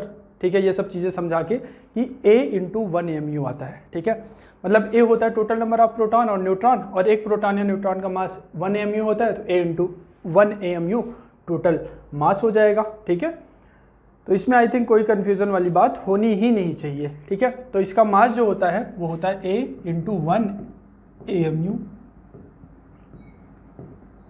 वॉल्यूम 4/3 पाई r क्यूब, रेडियस कितना है? रेडियस है 1.3 इंटू 10⁻⁻15 का क्यूब इंटू a की पावर 1/3 है, तो ये इससे ये कटा। अच्छा, 1 AMU कितना होता है? kg में कन्वर्ट करिए क्योंकि ये भैया kg में दिया है। ठीक है, kg में ही तो बताना पड़ेगा क्योंकि इसने डेंसिटी kg में पूछा है। तो 1.67 इंटू 10⁻⁻27 होता है। 3 ऊपर ले जाऊंगा, 3 ऊपर चला जाएगा, नीचे बचेगा 4, पाई की वैल्यू होती है 3.14। ये बच्चे करेंगे आप तो 1.3 इंटू 1.69, क्यूब है ना, 1.3 का क्यूब है, तो 1.3 का क्यूब को आप 1.3 इंटू 1.69 लिख सकते हैं। ये हो जाएगा 10⁻⁻45। सॉल्व कर लें, इससे ये कटेगा, ऑलमोस्ट काटना है। ठीक है, तो ये इससे कट गया। उसके अलावा क्या हो जाएगा भैया? ये हो जाएगा आपका 13 दूनी 26 और ये हो जाएगा 13 चौका 52। इससे ये काट दें, 3 से 3.14 काट दें और ये हो जाएगा बच्चे 4 और 1, मतलब करीब 13 चौका 52, 5 के आसपास आएगा। तो 1/5 यानी 0.2। ठीक है, 0.2 इंटू 10⁻⁻27 प्लस 45। ठीक है, तो 45 में से 27 गया तो हो जाएगा 10⁻15 में से 7 गया 8 और 3 में से 2 गया 1, 18, 10⁻18, या फिर इसको आप 2 × 10⁻17 लिख सकते हैं, इसी के रेंज में आएगा। तो इसने बच्चे ये दिया है, ठीक है। इसने एक्चुअली पूछा है ना, it follows that mass density, order पूछा था, ठीक है, करेक्ट नहीं पूछा था, बस ऑर्डर। ऑर्डर का मतलब होता है कि 10 टू द पावर किस टाइप से होगा, ठीक है। तो ऑर्डर इसका बच्चों 10⁻17 टाइप से होगा, and this option will be correct. Simple था। फिर नेक्स्ट क्वेश्चन भी देख लें।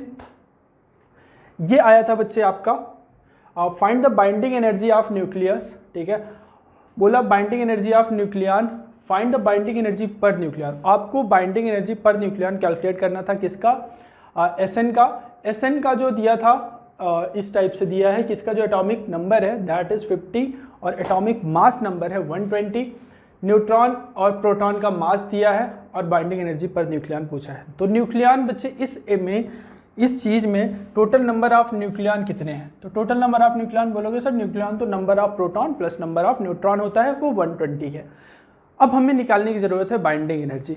बाइंडिंग एनर्जी सर आपने प्रूफ कराया था कि भैया थ्योरेटिकल मास देख लो, प्रैक्टिकल मास देख लो और वहाँ का डिफरेंस देख लो, मास डिफेक्ट आ जाएगा, उसमें से 931.5 से मल्टीप्लाई कर दोगे तो आपकी बाइंडिंग एनर्जी आ जाएगी।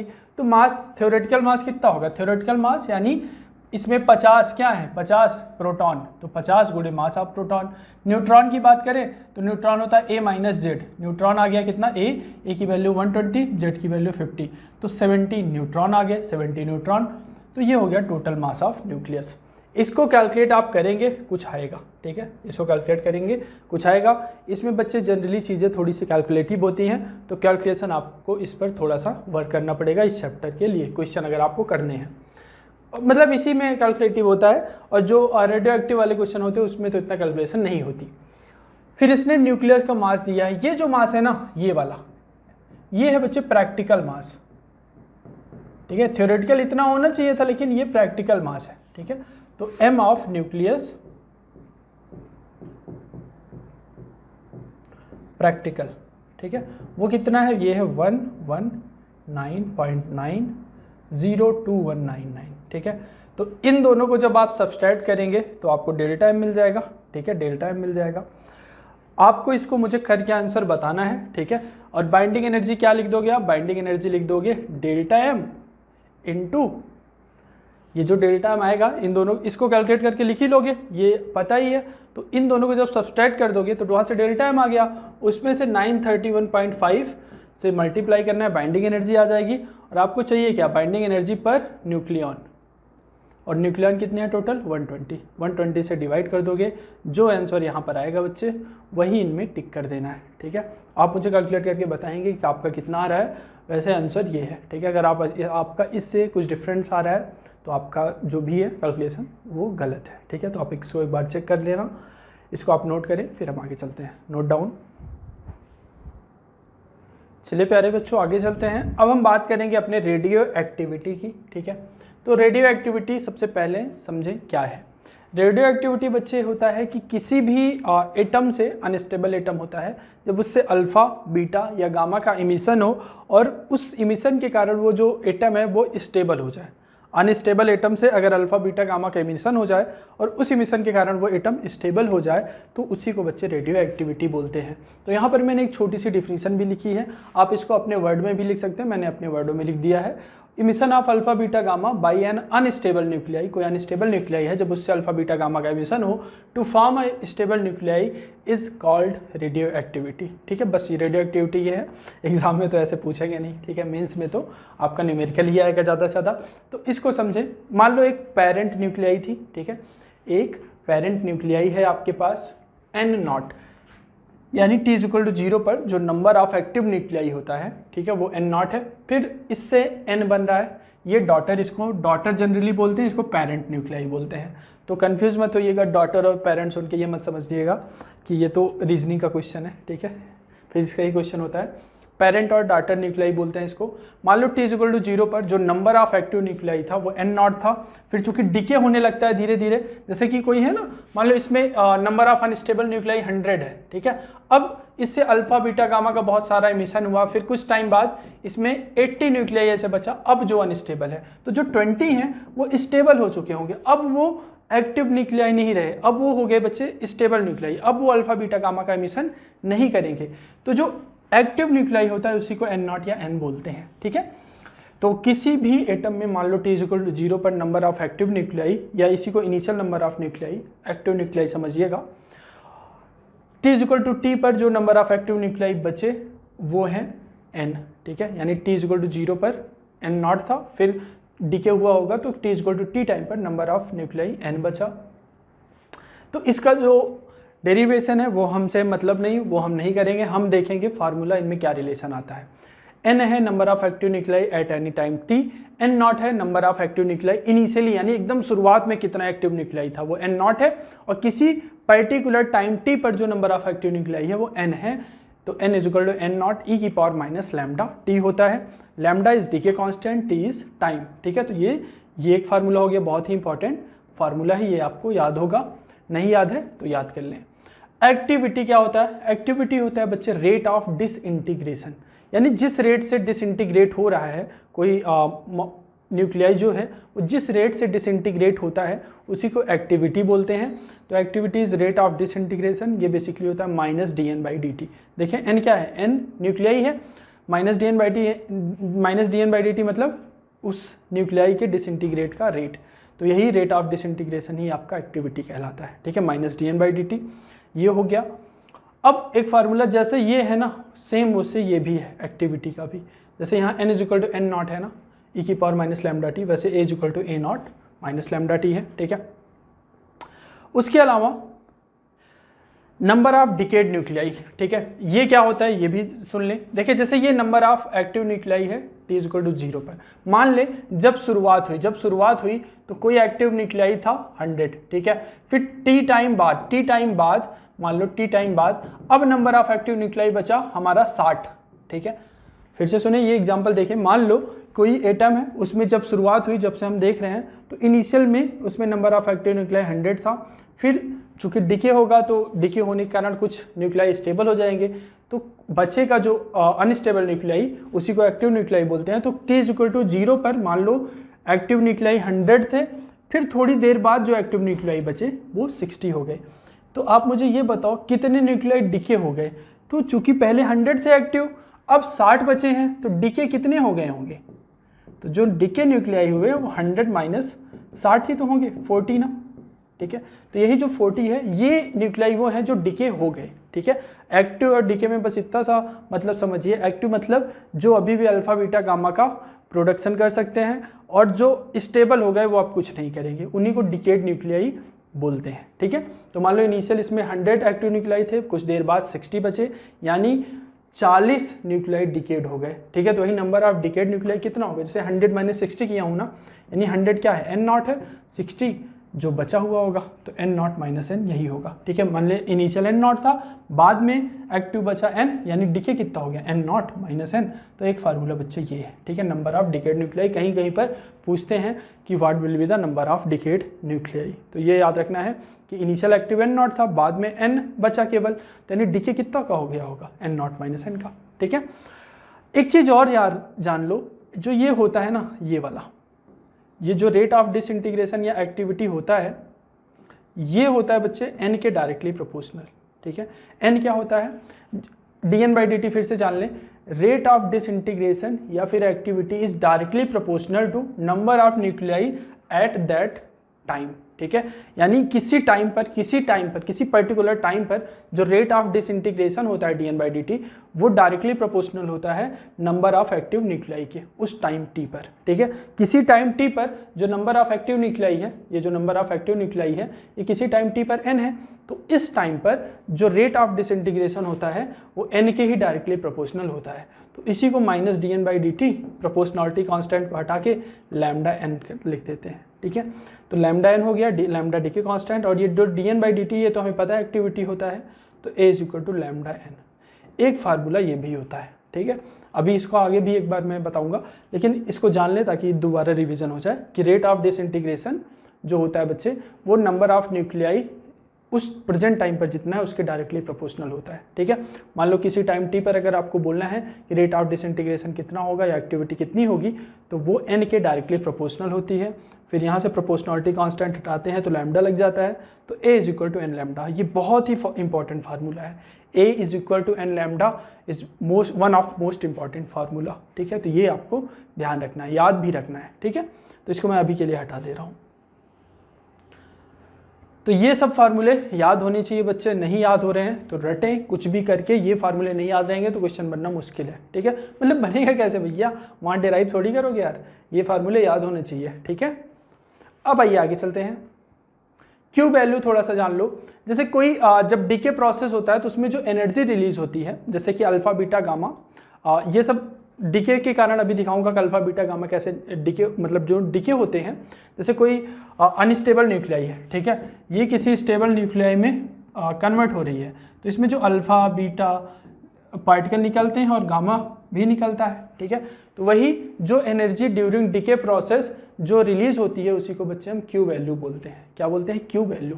तो energy released during decay process is called Q value. ठीक है, इसका फार्मूला होता है rest mass energy of reactant minus rest mass energy of product. ठीक है, इसका भी जो अगर प्रीवियस ईयर में आया होगा तो हम इस पर बेस्ट एग्जांपल भी देखेंगे और आपको इजीली समझ में आ जाएगा कि क्यू वैल्यू क्या होती है। Q value I hope theory तो आपको समझ में आ गई कि जब भी एक डीके प्रोसेस होता है तो उसमें अल्फा निकलता है, बीटा निकलता है, गामा निकलता है, वही जो एनर्जी निकलती है उसमें उसी को क्यू वैल्यू बोलते हैं। ठीक है, तो जितनी भी टोटल एनर्जी निकलती है ड्यूरिंग डीके प्रोसेस उसी को हम क्यू वैल्यू बोलते हैं। और यही क्यू वैल्यू बच्चे डिफरेंट जैसे मान लो ये एक्स एटम था, यहाँ से वाई एटम आया, ठीक है, और जो अल्फा वगैरह निकला, इनको जो एनर्जी मिलती है ना, और यहाँ से एक क्यू एनर्जी, जो एनर्जी रिलीज हो रही है उसी को क्यू वैल्यू बोलते हैं। यही एनर्जी बच्चे अल्फा को काइनेटिक एनर्जी प्रोवाइड कराती है। मान लो ये रेस्ट में था, ठीक है, ये रेस्ट में था, ये एक्स एटम बना, एक अल्फा एटम बना, ये इस डायरेक्शन में भागा, ये इस डायरेक्शन में भागा, तो काइनेटिक एनर्जी इसके पास भी आएगी।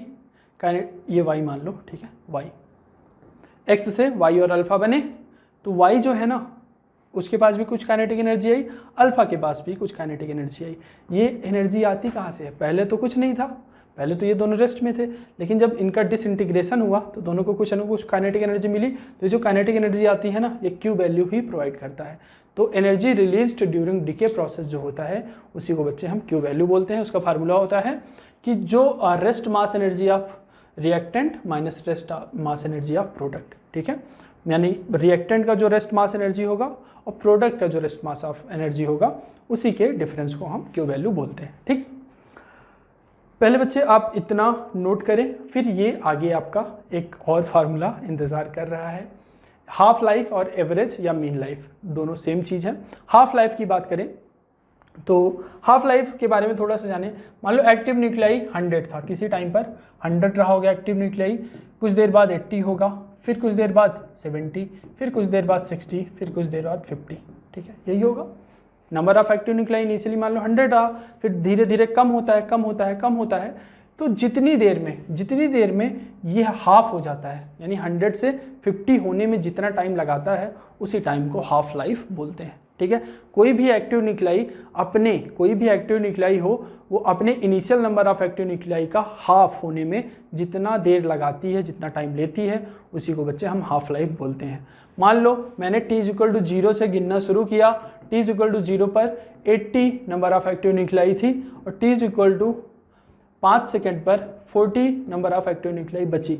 ये 80 से 40 हो गया। ठीक है, इनिशियल 80 था, बाद में 40 बचा, अब यहाँ से लेकर यहाँ तक ये हाफ बचा, तो ये होने में जो टाइम लगा वो 5 सेकंड है, तो 5 सेकंड हाफ लाइफ हो जाएगा। ठीक है, सिंपल सा शब्दों में समझे, क्योंकि वहाँ आपको बच्चे डिफिनीशन लिख के नहीं आनी है, वहाँ समझना है चीज़ों को कि हाफ लाइफ मतलब कोई भी एक्टिव न्यूक्लियाई अपने इनिशियल वैल्यू का हाफ होने में, यानी कोई भी active nuclei initial number of nuclei जितनी थी उसका हाफ होने में जितना टाइम लेता है, that is called half life.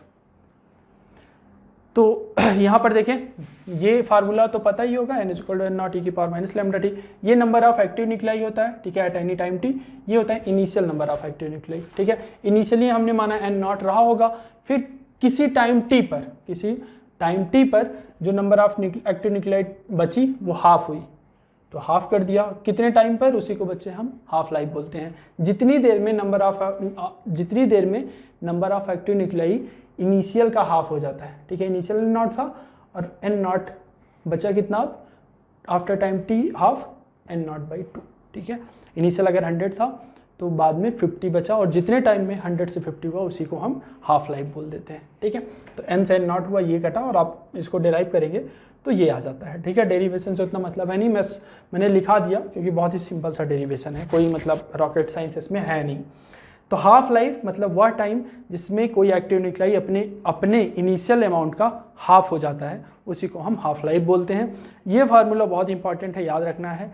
Half life is equal to ln2 by lambda, या फिर ln2 की वैल्यू 0.693 होता है, ठीक है। 0.693 बाई लैम्डा, ये आप याद रखेंगे। फिर आइए देखते हैं मीन लाइफ या एवरेज लाइफ। मीन लाइफ और एवरेज लाइफ, ये वाला जो फार्मूला है ये मैंने लिख दिया है, ये उतना याद करने की ज़रूरत है नहीं, ठीक है। मीन लाइफ हो या एवरेज लाइफ हो, sum of age of all nuclei divided by N naught, यही होता है, इसका डेरिवेशन होता है। इसी से बच्चे ये वाला आता है, ठीक है। ये जो यहाँ आया है ये वाला, ये इसके डेरिवेशन से ही आता है, लेकिन हमें ये याद नहीं रखना है, ठीक है। ये याद नहीं रखना है। अब यह एवरेज क्या होता है, ये एवरेज वगैरह मैं नहीं बताऊंगा, ठीक है। इसका बाकायदा डेरिवेशन है, बस आप ध्यान रखें। एवरेज लाइफ जैसे होता नहीं कि किसी गांव में मान लो 10 लोग हैं, ठीक है। किसी की एज 10 साल है, किसी की 80 साल, किसी की 50 साल, तो आपसे पूछेगा एवरेज लाइफ क्या है पूरे गांव की, ठीक है। एवरेज लाइफ क्या है पूरे गांव की, तो वही ये चीज़ है, sum of age of all nuclei. तो जैसे वहाँ निकालते हैं ना कि सबकी एज लिख लेंगे कि 80 साल के कितने बुजुर्ग हैं, 20 साल के कितने नवयुवक हैं, 5 साल के कितने लड़के हैं, सब ऐड करके डिवाइड बाई टोटल जनसंख्या कर देते हैं, तो वहाँ से एवरेज लाइफ ऑफ गाँव आ जाती है। तो वहीं ये भी है एवरेज लाइफ, ये जितने न्यूक्लियाई हैं ना सबकी एज लेते हैं और उनके नंबर ऑफ न्यूक्लियाई लेंगे। मान लो 5 न्यूक्लियाई हैं, उनकी एज 10 ईयर है, तो इस तरीके से मल्टीप्लाई करके ऐड करके divided by total number of nuclei से डिवाइड करते हैं, तो आपको ये मिलता है। बट इसमें बहुत ज़्यादा दिमाग खपाना नहीं है, जिनको इतने से समझ में आ गया होगा समझ लो, और बहुत ज़्यादा इसमें डीप में जाना नहीं, कोई फ़ायदा नहीं है, ठीक है। हमें याद रखना है टी एवरेज या टी मीन का जो फार्मूला होता है 1 बाई लैम्डा होता है, सेम एज इट इज़ होता है, बस ln2 वहाँ था और कुछ है तो ln2 हटा दो, 1 बाई लैम्डा बचेगा। इसमें रिलेशन याद रखो चाहे ना रखो, क्योंकि बहुत ही सिंपल सा है। ln2 0.69/3 लैम्डा, 1 बाई लैम्डा क्या हो जाएगा, ये टी मीन हो जाएगा या टी एवरेज हो जाएगा, ठीक है। तो ये टी मीन लिख लो या टी एवरेज, तो T half is equal to 0.69 into T mean. ये रिलेशनशिप याद रखने की ज़रूरत नहीं है। अगर आपको ये फार्मूला याद है और ये फार्मूला याद है तो आप कहीं पर भी इसको देख कर भी बता सकते हो, सर ये 1 बाई लैम्डा तो हमारा टी मीन हो जाएगा, तो T half is equal to 0.693 into T mean आप इजली लिख दोगे, ठीक है। तो ये 2-3 फार्मूले हैं, याद रखने हैं, याद होगा आई होप। एक बार देख लो, नज़रों में उतार लो। जैसे इच्छाधारी नाग होता है ना, बोलते हैं कि सांप अगर मर जाता है, मतलब सांप को अगर आपने मारा तो नागिन जो होती है उसकी आंखों में उसकी फ़ोटो खींच जाती है, तो ऐसी ही फ़ोटो ये खींच लो, ठीक है। वैसे मैं किसी को मार नहीं रहा हूँ, फिर भी फ़ोटो खींच लो। ये फार्मूले भूलने नहीं चाहिए। फिर बच्चे 2-3 और फार्मूले हैं, बहुत ही कम फार्मूले हैं यार, ये बहुत ही अच्छा चैप्टर है, पता है आपको। ये इसमें क्या है, आपसे क्वेश्चन पक्का आएगा, ठीक है, लिख के ले लो, 1-2 क्वेश्चन पक्के से आएंगे। और फार्मूले इसमें मुश्किल से 8 से 10 होंगे, मुश्किल से, ये बहुत ज़्यादा बता रहा हूँ मैं, ठीक है। मेन तो 5 फार्मूले ही हैं, मुश्किल से 10 फार्मूले होंगे, ठीक है। आप गिन के चाहे लिख के देख लेना, ठीक है।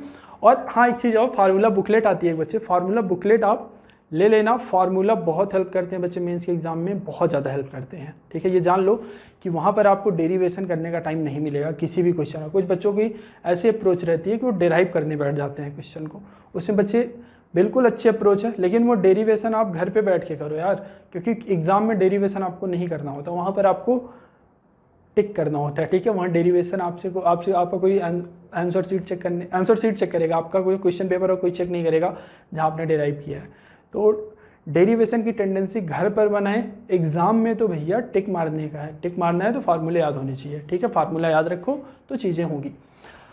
Number of active nuclei present after n half life, ठीक है।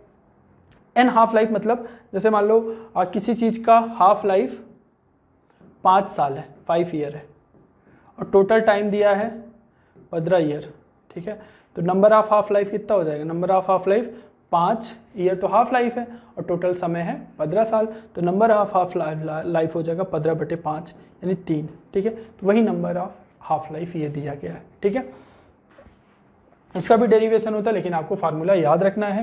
क्या याद रखना है बच्चे? इसमें आपको याद रखना है कि जो आपका नंबर ऑफ एक्टिव न्यूक्लियाई होता है, number of active nuclei after n half life, ठीक है। कहीं कहीं पर तो हाफ लाइफ दे देगा, लेकिन बोल देगा कहीं कहीं पर और इतने हाफ लाइफ बाद नंबर ऑफ एक्टिव न्यूक्लियाई कितना बचेगा। तो इसका फार्मूला होता है number of active nuclei after n half life कितना हो जाएगा, एन नॉट की पावर 2 एन नॉट अपॉन 2 की पावर एन, ठीक है। एक हाफ लाइफ बाद देखो एक हाफ लाइफ यानी एन की वैल्यू 1 रख दो, तो n is equal to N naught by 2 हो गया, ठीक है। तो देखो साफ साफ दिख रहा है कि एक हाफ लाइफ बाद ऑब्वियस है आधा बचता है, सबको पता है हाफ लाइफ का मतलब ही होता है कि आधा बचे, ठीक है। तो देखो एक हाफ लाइफ बाद ये आधा बचता है, ठीक है। तो ये ध्यान रखना है कि n हाफ लाइफ के बाद जो नंबर ऑफ एक्टिव न्यूक्लियाई होता है n is equal to N naught upon 2 की पावर n। सेम मैनर में एक्टिविटी भी होती है, सेम जैसे ये है ना वैसे ये a is equal to N naught, A naught है इनिशियल एक्टिविटी, ठीक है। t इज इक्वल टू 0 पर जो एक्टिविटी थी अपॉन 2 की पावर n। n क्या है? n है number of half life, total time दिया हो और t हाफ पता हो तो नंबर ऑफ हाफ लाइफ इस फार्मूले से हम देख लेते हैं, ठीक है। कहीं पर तो number of half life direct दे देगा और कहीं पर देगा कि 20 साल टोटल समय है और हाफ लाइफ है 2 साल, तो नंबर ऑफ हाफ लाइफ कितना होगा, यहाँ 2 रख दोगे, यहाँ टोटल टाइम, तो n विल बी 20/2 10 आ जाएगा, ठीक है। तो इस तरीके से सिंपल सा होता है, कोई बहुत बड़ी बात है नहीं। तो इसको बच्चे आप ध्यान से एक बार ये फार्मूला देख लो, फिर हम क्वेश्चंस की बात करते हैं। इतना नोट करें फिर आगे चलते हैं, नोट डाउन। चलिए बच्चों आगे चलते हैं। देखो यार इतने छोटी छोटी चीज़ों से पर भी मैं इतना फोकस कर रहा हूँ ताकि आपको एकदम अच्छे से समझ में आ जाए। देखो यार जब भी रेडियो एक्टिविटी होता है तो यही 3 पार्टिकल इमिट होते हैं, मतलब गामा तो रही है, पार्टिकल नहीं है, alpha and beta particle. Alpha होता है He2+, ठीक है। अल्फा क्या होता है? He2+, इसी को He++ बोलते हैं। इसमें इलेक्ट्रॉन होते नहीं क्योंकि दोनों इलेक्ट्रॉन इमिट हो चुके हैं, इसके पास केवल 2 प्रोटॉन और 2 न्यूट्रॉन बचते हैं। तो इसका टोटल मास हो जाता है 2 into mass of proton 2 into mass of neutron. तो ये आप करोगे, चूँकि मास ऑफ प्रोटॉन और mass of neutron almost equal होते हैं, तो ये इक्वेट कर दिया, mn की जगह mp रख दिया, तो यहाँ 4mp या 4mn, यानी इसका जो मास होगा किसी भी अल्फा पार्टिकल का that will be 4 into mass of proton, ठीक है, यानी 4mu होता है। चार्ज तो दिख ही रहा है, ठीक है, +2e। बीटा के बारे में बात करें तो बीटा एक तो बीटा माइनस भी हो सकता है, बीटा प्लस भी हो सकता है। बीटा प्लस को पॉजिट्रॉन बोल देते हैं, बीटा माइनस को इलेक्ट्रॉन बोल देते हैं। बीटा माइनस बच्चे होता है, उसका मास me होता है, मतलब मास ऑफ इलेक्ट्रॉन के बराबर, चार्ज होता है E-, उसका जस्ट अपोजिट E+ होता है, ठीक है। इसका जो चार्ज होता है +1.6 इंटू 10⁻⁻19 होता है कूलाम। इसका मास एज इट इज़ होता है, पॉजिट्रॉन का भी।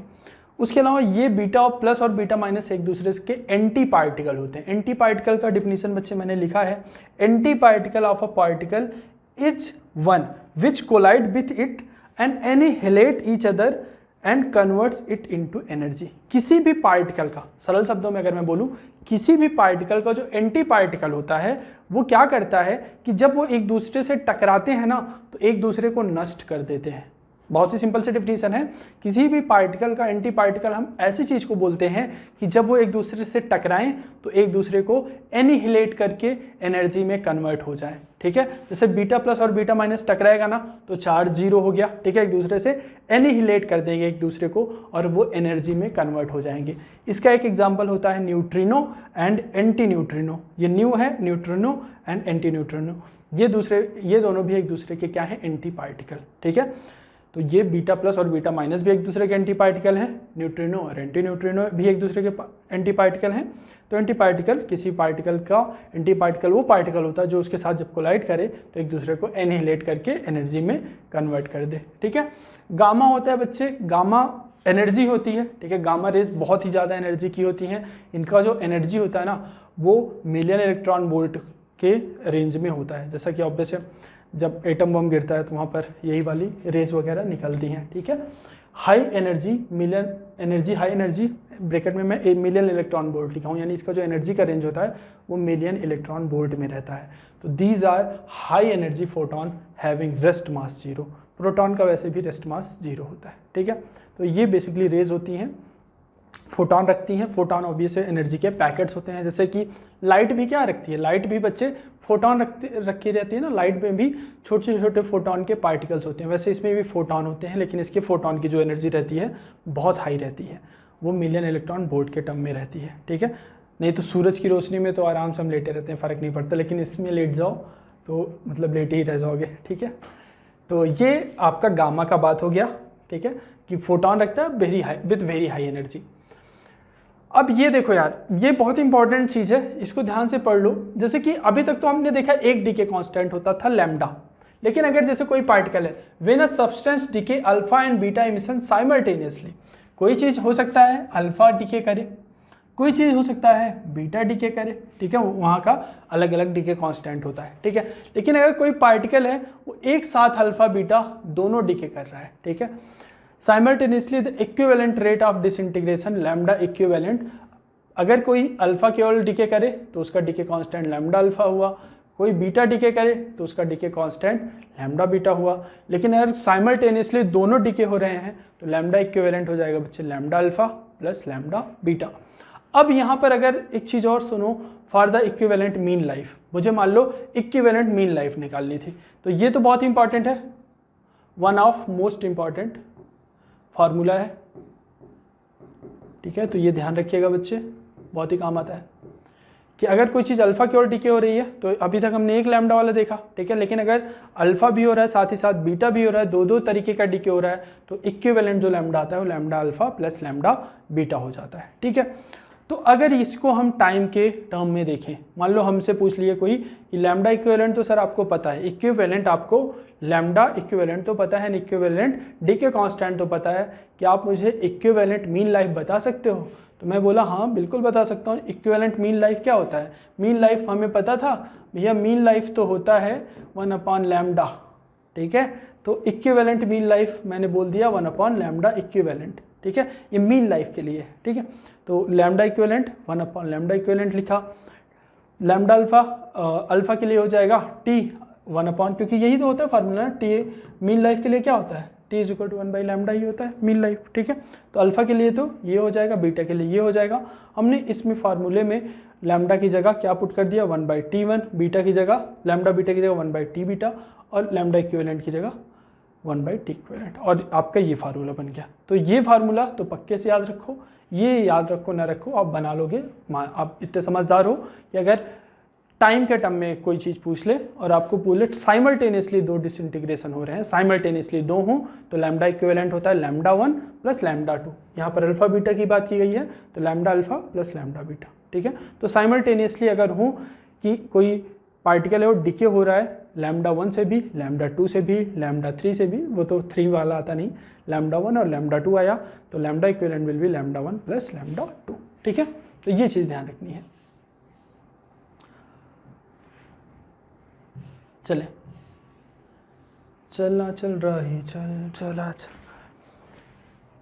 नेक्स्ट देखते हैं बच्चे, ये क्वेश्चन है आपका, प्यार से देखिए, टक टक टक। एक एटम है, ठीक है, एक न्यूक्लियाई है, अनस्टेबल होगी, ऑब्वियस है। क्यों अनस्टेबल होगी बता सकते हो क्यों अनस्टेबल होगी? क्योंकि भैया इसका डीके कांस्टेंट दिया है। डीके कब होता है कोई चीज़? जब अनस्टेबल हो, तभी तो डीके होता है। तो इसका जो डीके कांस्टेंट है 10 लैम्डा नॉट, इसका लैम्डा नॉट, इसका बच्चे t इज इक्वल टू 0 पर, मतलब इनिशियली इसके पास जितने नंबर ऑफ न्यूक्लियाई हैं उतना ही A2 के पास भी नंबर ऑफ न्यूक्लियाई हैं। फिर बोला find time after which ratio of number of undecayed nuclei will be this, ठीक है, ratio of number of undecayed nuclei. तो हमें याद आता है, जैसे भी डीके की बात है तो हमें ये वाला फार्मूला याद आ जाता है, ठीक है। ये एन नॉट क्या होता था? एन नॉट होता था इनिशियल नंबर ऑफ न्यूक्लियाई, जो कि दिया है। एन होता है बच्चे number of active nuclei, number of active nuclei. इसी को बच्चे नंबर ऑफ अनडिकेड न्यूक्लियाई भी बोलते हो आप, ठीक है। तो अनडिकेड देख के मत समझ जाना कुछ और लिखा है, ठीक है, मतलब लैंग्वेज चेंज कर सकते हैं। कोई बच्चा कॉमन सेंस भी लगाएगा, एक्टिव मतलब अनडिकेड, यानी जो अभी डिके नहीं हुए हैं, ठीक है। तो अनडिकेड बोले, एक्टिव बोले, कुछ भी बोले तो आपको वही समझना है, ठीक है, कि अगर अनडिकेड बोला है यानी अभी वो डिके नहीं हुए, यानी अभी वो एक्टिव है, ठीक है। तो number of undecayed nuclei n होगा, ठीक है। तो आई होप अनडिकेट का मतलब आपको समझ में आ गया होगा। अनडिकेट मतलब एक्टिव, ठीक है। फिर बोला कि number of undecayed nuclei will be 1/e, ठीक है। मतलब कितने टाइम बाद, टाइम बताओ जब नंबर ऑफ एक्टिव न्यूक्लियाई का रेशियो जो होगा अनडिकेट वाले का 1/e हो जाएगा, ठीक है। तो आइए इसके लिए देखते हैं। इसके लिए बच्चे हम A1 के लिए अगर देखें तो फार्मूला बोल देंगे N1, initial number of nuclei इसका N0 है। N1 क्या है, नंबर ऑफ अनडिकेट न्यूक्लियाई या एक्टिव न्यूक्लियाई। ई की पावर लैम्डा इसका नहीं पता तो लैम्डा 1 बोल दिया T। इसके लिए मैं क्या लिख सकता हूँ, इसके लिए लिख सकता हूँ number of undecayed nuclei at any time T will be N2, initial number of nuclei N0 दिया है, ई की power minus lambda 2 into T, ठीक है। फिर बोला है वह टाइम जब नंबर ऑफ अनडिकेट न्यूक्लियाई का रेशियो 1/e हो जाए। तो नंबर ऑफ अनडिकेट न्यूक्लियाई यानी N1/N2 हो जाएगा रेशियो, ठीक है। यही बोला है अनडिकेट न्यूक्लियाई का रेशियो 1/e हो जाए। तो N1 की जगह लिखोगे N0 ई की power minus lambda 1 into T, और इसकी जगह आप लिखोगे N2 की जगह N0 ई की power minus lambda 2 into T, और ये हो जाएगा आपका ई की power T lambda 2 minus lambda 1, ठीक है। अब यहाँ से क्या करोगे दोस्तों, यहाँ से हो जाएगा ई की पावर -1, और ये ई की पावर है ही T, माइनस T कर लो चाहे, ठीक है।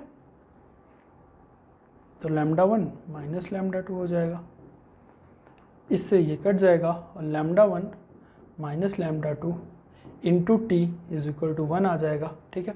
तो T की वैल्यू हो जाएगी भैया T into lambda 1 minus lambda 2। Lambda 1 यानी पहले वाले का डी के कांस्टेंट कितना दिया है 10 लैम्डा, तो 10 लैम्डा नॉट रख दिया, माइनस लैम्डा 2, लैम्डा 2 है लैम्डा नॉट इंटू 1। तो टाइम की वैल्यू आ गई 1/9 लैम्डा नॉट। आंसर मैंने लिखा था, ठीक है, यही होगा। तो बच्चे इसको आप नोट करें, फिर हम आगे चलते हैं। इस तरीके से कोई भी क्वेश्चन आए, थोड़ा सा वर्डिंग पे आप थोड़ा सा प्रैक्टिस करेंगे तो मतलब 10-15-20 क्वेश्चन का भी प्रैक्टिस अगर आप इसका कर लेते हैं तो इसमें कोई भी ऐसा क्वेश्चन नहीं होगा। अगर आप DPP भी पूरी अच्छे से लगा लेते हो तो इसका क्वेश्चन आप श्योर शॉर्ट ईजिली एग्जाम में कर पाएंगे, ठीक है। अनडिकेड हो गया, कोई मतलब अलग से लैंग्वेज थोड़ी है इसका, तो हमने डिकेड और अनडिकेड पहले ही देख रखा है, ठीक है, देख ही रखा था, ठीक है। ये देखो यहाँ हमने नंबर ऑफ डिकेड न्यूक्लियाई किया था। डिकेड मतलब जो डिके हो चुकी हैं, तो जो डिके हो चुकी हैं उनका ये अनडिकेड थे, जो अभी बची हैं ये वाले N। तो आप इसको नोट करें, फिर हम अच्छे आगे चलते हैं, ठीक, इसको नोट कर लें। चलिए बच्चों आगे चलते हैं। दिल क्यों है मेरा शोर करे, देखो रेडियो एक्टिव डिके लॉ, ठीक है, प्यारा सा है, पहले भी मैंने बता रखा है बट यहाँ पर थोड़ा डिटेल में बता दिया हूँ। रेट ऑफ डिसइंटीग्रेशन या उसी को एक्टिविटी बोलते हैं, is directly proportional two nuclei at that time, ठीक है। तो ये जो रेट ऑफ डिसइंटीग्रेशन होता है किसी टाइम पर, ठीक है, तो ये वेरी करता रहता है कंटिन्यूसली। मान लो number of active nuclei T is equal to 0 से आपने देखना शुरू किया, T इज इक्वल टू 0 पर number of active nuclei N0 था, फिर T is equal to T पर नंबर ऑफ एक्टिव न्यूक्लियाई या इसी को नंबर ऑफ अनडिकेड बोलते हैं, अनडिकेड भी बोल सकते हैं, एक्टिव भी बोल सकते हैं, N है, ठीक है।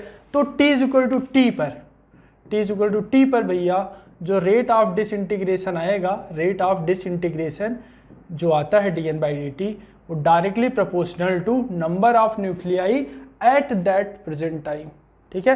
किसी टाइम पर जो रेट ऑफ डिसइंटीग्रेशन होता है उस टाइम पर नंबर ऑफ जो एक्टिव न्यूक्लियाई है उसके डायरेक्टली प्रोपोर्शनल होता है to number of nuclei present at that time. जिस टाइम पर आप रेट ऑफ डिसइंटीग्रेशन देख रहे हो उस टाइम पर जितनी नंबर ऑफ एक्टिव न्यूक्लियाई हैं उनके डायरेक्टली प्रोपोर्शनल होता है।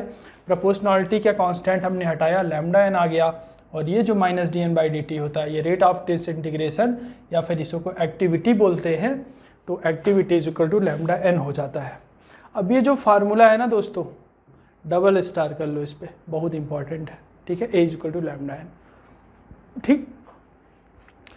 N0 क्या है, initial number of active nuclei, N क्या है, number of active nuclei, R number of undecayed nuclei या nuclei at any time T, ठीक है। यहाँ पर सारी चीज़ें लिख दिया हूँ कि अनडिकेड न्यूक्लियाई उसी को बोलते हैं, उसी को नंबर ऑफ एक्टिव न्यूक्लियाई बोलते हैं, ठीक।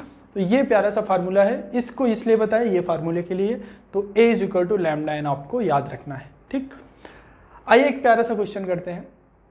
ये थोड़ा सा मैंने जो क्वेश्चन में लिखा है उसका डाटा लिख दिया हूँ। बोला है a sample of radio active material A that has an activity इतना। ठीक है, एक रेडियो एक्टिव सैंपल था जिसकी एक्टिविटी इतना है, और फिर बोला है डीके पर सेकेंड, रेट ऑफ डिसइंटीग्रेशन का जो यूनिट होता है वो डीके पर सेकेंड होता है, या उसी को 1 CI, जैसे न्यूटन को नहीं बोलते मीटर पर केजी इंटू मीटर पर सेकेंड स्क्वायर, और उसको न्यूटन बोल देते हैं, उसी तरीके से डीके पर सेकेंड को 1 CI बोल देते हैं, इतने डीके पर सेकेंड को। ठीक है, किसी को सम्मान देने के लिए करते हैं। ठीक, has twice number of nuclei as that sample of different radioactive material.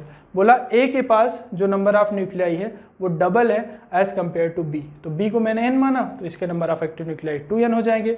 इसकी एक्टिविटी इतनी दी है, बी की एक्टिविटी 20 MCI दी है। तो बोला है the correct choice for half life of A to B would be, मतलब हाफ लाइफ ए और बी की कौन सा करेक्ट चॉइस होगा, यानी इनमें से कौन सा सही लग रहा है। तो देखो यार, हाफ लाइफ की बात की गई है। हाफ लाइफ में आपको क्या याद है? हाफ लाइफ में आई होप आपको बस यही याद होगा कि सर ये तो ln2/λ होता है, यही याद है, कोई बात नहीं। ठीक है, यहाँ से एक चीज़ दिख रहा है कि टी हाफ जो है इन्वर्सली प्रोपोर्शनल टू लैम्डा होता है। तो यहाँ पर आप लैम्डा बी बाई इसका रेशियो में लैम्डा बी बाई लैम्डा ए लिख सकते हो। लिख सकते हो कि नहीं? आप बोलोगे हाँ सर लिख तो सकते हैं। ठीक है, तो आपसे बेसिकली मतलब हाफ लाइफ पूछ रहा है। ठीक है, देखो 10 दूनी 20, 5 चौक 20, 1/40, 5/10। ठीक है, ए और बी में कौन सा पॉसिबल है, यही पूछ रहा है कि कौन सी हाफ लाइफ पॉसिबल है। तो हमें पता है टी हाफ जो होता है वो ln2/λ होता है, इन्वर्सली प्रोपोर्शनल होता है। तो टी हाफ को लैम्डा बी बाई लैम्डा ए इस तरीके से लिख सकते हैं। हमें बच्चे एक्टिविटी पता है, नंबर ऑफ न्यूक्लियाई पता है। एक्टिविटी हमने पढ़ा, एक्टिविटी और नंबर ऑफ न्यूक्लियाई में जो रिलेशन है A is equal to N lambda होता है। क्या? A is equal to N lambda होता है। तो अगर ए के लिए देखूँ, इस वाले एटम के लिए देखूँ, तो इस ए यहाँ एटम है, ये एक्टिविटी है, कंफ्यूज मत हो जाना यार। ठीक है, ये भैया एक्टिविटी है, ये एटम का नाम है। ठीक है, तो इस ए एटम के लिए अगर मैं देखूँ तो जो इसकी एक्टिविटी है वो 10 है, इसका लैम्डा ए मान लो। ठीक है, और इसका जो नंबर ऑफ न्यूक्लियाई है वो 2n है। ठीक है, इसके लिए हमने ये लिख लिया। बी के लिए देखो तो बी के लिए एक्टिविटी कितनी है? 20 है, लैम्डा इसका लैम्डा बी मान लो, इसके लिए नंबर ऑफ न्यूक्लियाई n है तो n लिख लो। ठीक है, यहाँ से ये चीज़ें आ गई। तो यहाँ से आप इजीली लिख सकते हो क्या? 10 इज इक्वल टू, या फिर यहाँ से देखो 5, 2 से गया 5, तो यहाँ 5 इज इक्वल टू क्या बचा? Lambda A into N. ठीक है, हमें हाफ लाइफ चाहिए था, हाफ लाइफ से हमने देखा लैम्डा चाहिए, तो इसलिए मुझे ए और एन देखकर लैम्डा की याद आई। ठीक है, ए दिखा मुझे एक्टिविटी और नंबर ऑफ न्यूक्लियाई दिखा, तो मुझे लैम्डा की इस वाले फार्मूले की याद आ गई, A is equal to N lambda से। ठीक है, तो हमेशा बच्चे कई बार ऐसा होता है ना, आप लिख लिया करो क्या क्या दिया है। जैसे एक्टिविटी दिया है, एन दिया है, लैम्डा पूछ रहा है। ठीक है, तो A is equal to N lambda, ये डायरेक्ट फार्मूला आपको याद आ जाना चाहिए। तो यहाँ से अगर इसको मैं एक दूसरे से डिवाइड कर दूँ तो क्या हो जाएगा? 4 और lambda B by lambda A की वैल्यू ये हो जाएगी, 4 आ गया। ठीक है, यानी जो उनके हाफ लाइफ का रेशियो होगा वो 4 होना चाहिए। ए और बी के हाफ लाइफ का रेशियो 4 होना चाहिए। तो यहाँ देखो 10/4 करोगे तो 1/4 आ जाएगा, तो 4 नहीं है तो ये पॉसिबल नहीं है। 20/5 4 ये आ रहा है, ये पॉसिबल है। ये वाला 5/10 1/2 हो जाएगा, ये भी पॉसिबल नहीं है। 20/10 2/1 गलत, तो केवल ये वाला पॉसिबल है। 20 डेज और 5 डेज पॉसिबल है, क्योंकि उनकी हाफ लाइफ का रेशियो 4 होना चाहिए। ठीक है, तो इसको आप बच्चे नोट कर लें, फिर हम आगे चलते हैं। ठीक है, आगे चलते हैं। ये बच्चों इसमें दिया है at a given instant set t is equal to 0, t is equal to 0 पर इन्होंने बोला है 2 रेडियो एक्टिव सब्सटेंस है, एक A और एक B। ठीक है, हैव इक्वल एक्टिविटीज, इसकी भी एक्टिविटी इक्वल है, मतलब t इज इक्वल टू 0 पर एक्टिविटी को हम जैसे नंबर ऑफ एक्टिव न्यूक्लियाई को n0 मानते हैं t इज इक्वल टू 0 पर, उसी तरीके से t इज इक्वल टू 0 पर एक्टिविटी को हम a0 मानते हैं, तो इसकी एक्टिविटी भी a0, इसकी भी एक्टिविटी a0। ठीक है, t इज इक्वल टू 0 पर the ratio RB by RA of their activity after time t। बोल रहा है आफ्टर टाइम t जो उनकी एक्टिविटी है, तो आफ्टर टाइम t अगर आप एक्टिविटी लिखोगे तो क्या हो जाता है, हमें पता है आफ्टर टाइम टी जो एक्टिविटी होती है ई की पावर माइनस लैम्डा टी होती है, यही होती है ना, याद है ना एक्टिविटी का फार्मूला ए नॉट ई की पावर माइनस लैम्डा टी। तो यहाँ यार ये कन्फ्यूज मत होना, ये एटम है, ठीक है, एक्टिविटी मत समझ लेना। तो एक एटम के लिए ये है, तो आफ्टर टाइम टी जो एक्टिविटी होता था ये होता था, तो चूंकि ये ए के लिए है तो आप इसको यहाँ लैम्डा ए टी लिख दे। ये बी के लिए है तो इसका भी ए नॉट था, तो ए की power minus lambda B into T बोला है, ठीक है। तो बोला है after the ratio of activity R B by R A है after time T itself with time T as e की पावर माइनस 3t, यानी जो उनकी एक्टिविटी का रेशियो है आर बी और आर बी और आर ए को इन्होंने क्या बोला है, एक्टिविटी आफ्टर टाइम टी, यानी इसकी एक्टिविटी को आर बी बोला है और इसको आर ए बोला है, ए वाले को। तो R B by R A कर लो, R B by R A, R B by R A बच्चे करोगे तो आपको क्या मिलेगा, ई की power minus lambda B into T divided by R A है ए की power minus lambda A into T. R B by R A को इन्होंने ई की पावर माइनस 3t बोला है, वो लिख दिया, ए नॉट से ए नॉट कटा, lambda A minus lambda B into T, ठीक है। कंपेयर करोगे बच्चे तो आपको मिल जाएगा lambda A minus lambda B is equal to minus 3, ठीक है, या lambda B minus lambda A is equal to 3। आपसे पूछा क्या है, if the half life of A is this then half life of B कितना होगा। तो हाफ लाइफ की बात कर दी है इन्होंने यार, तो हाफ लाइफ के लिए हमें क्या पता है, हाफ लाइफ होता है बच्चे ln2 बाई लैम्डा, यही होता है, ठीक है। तो चूंकि हाफ लाइफ की बात की है तो इसको लैम्डा की जगह हाफ लाइफ लिखोगे तो क्या लिख दोगे, हाफ लाइफ अगर इसमें लैम्डा की जगह रखूं तो ln2 बाई टी हाफ लिखोगे, तो ln2 by T half of B minus lambda A की जगह क्या लिखोगे, ln2 by T half of A is equal to 3, ठीक है।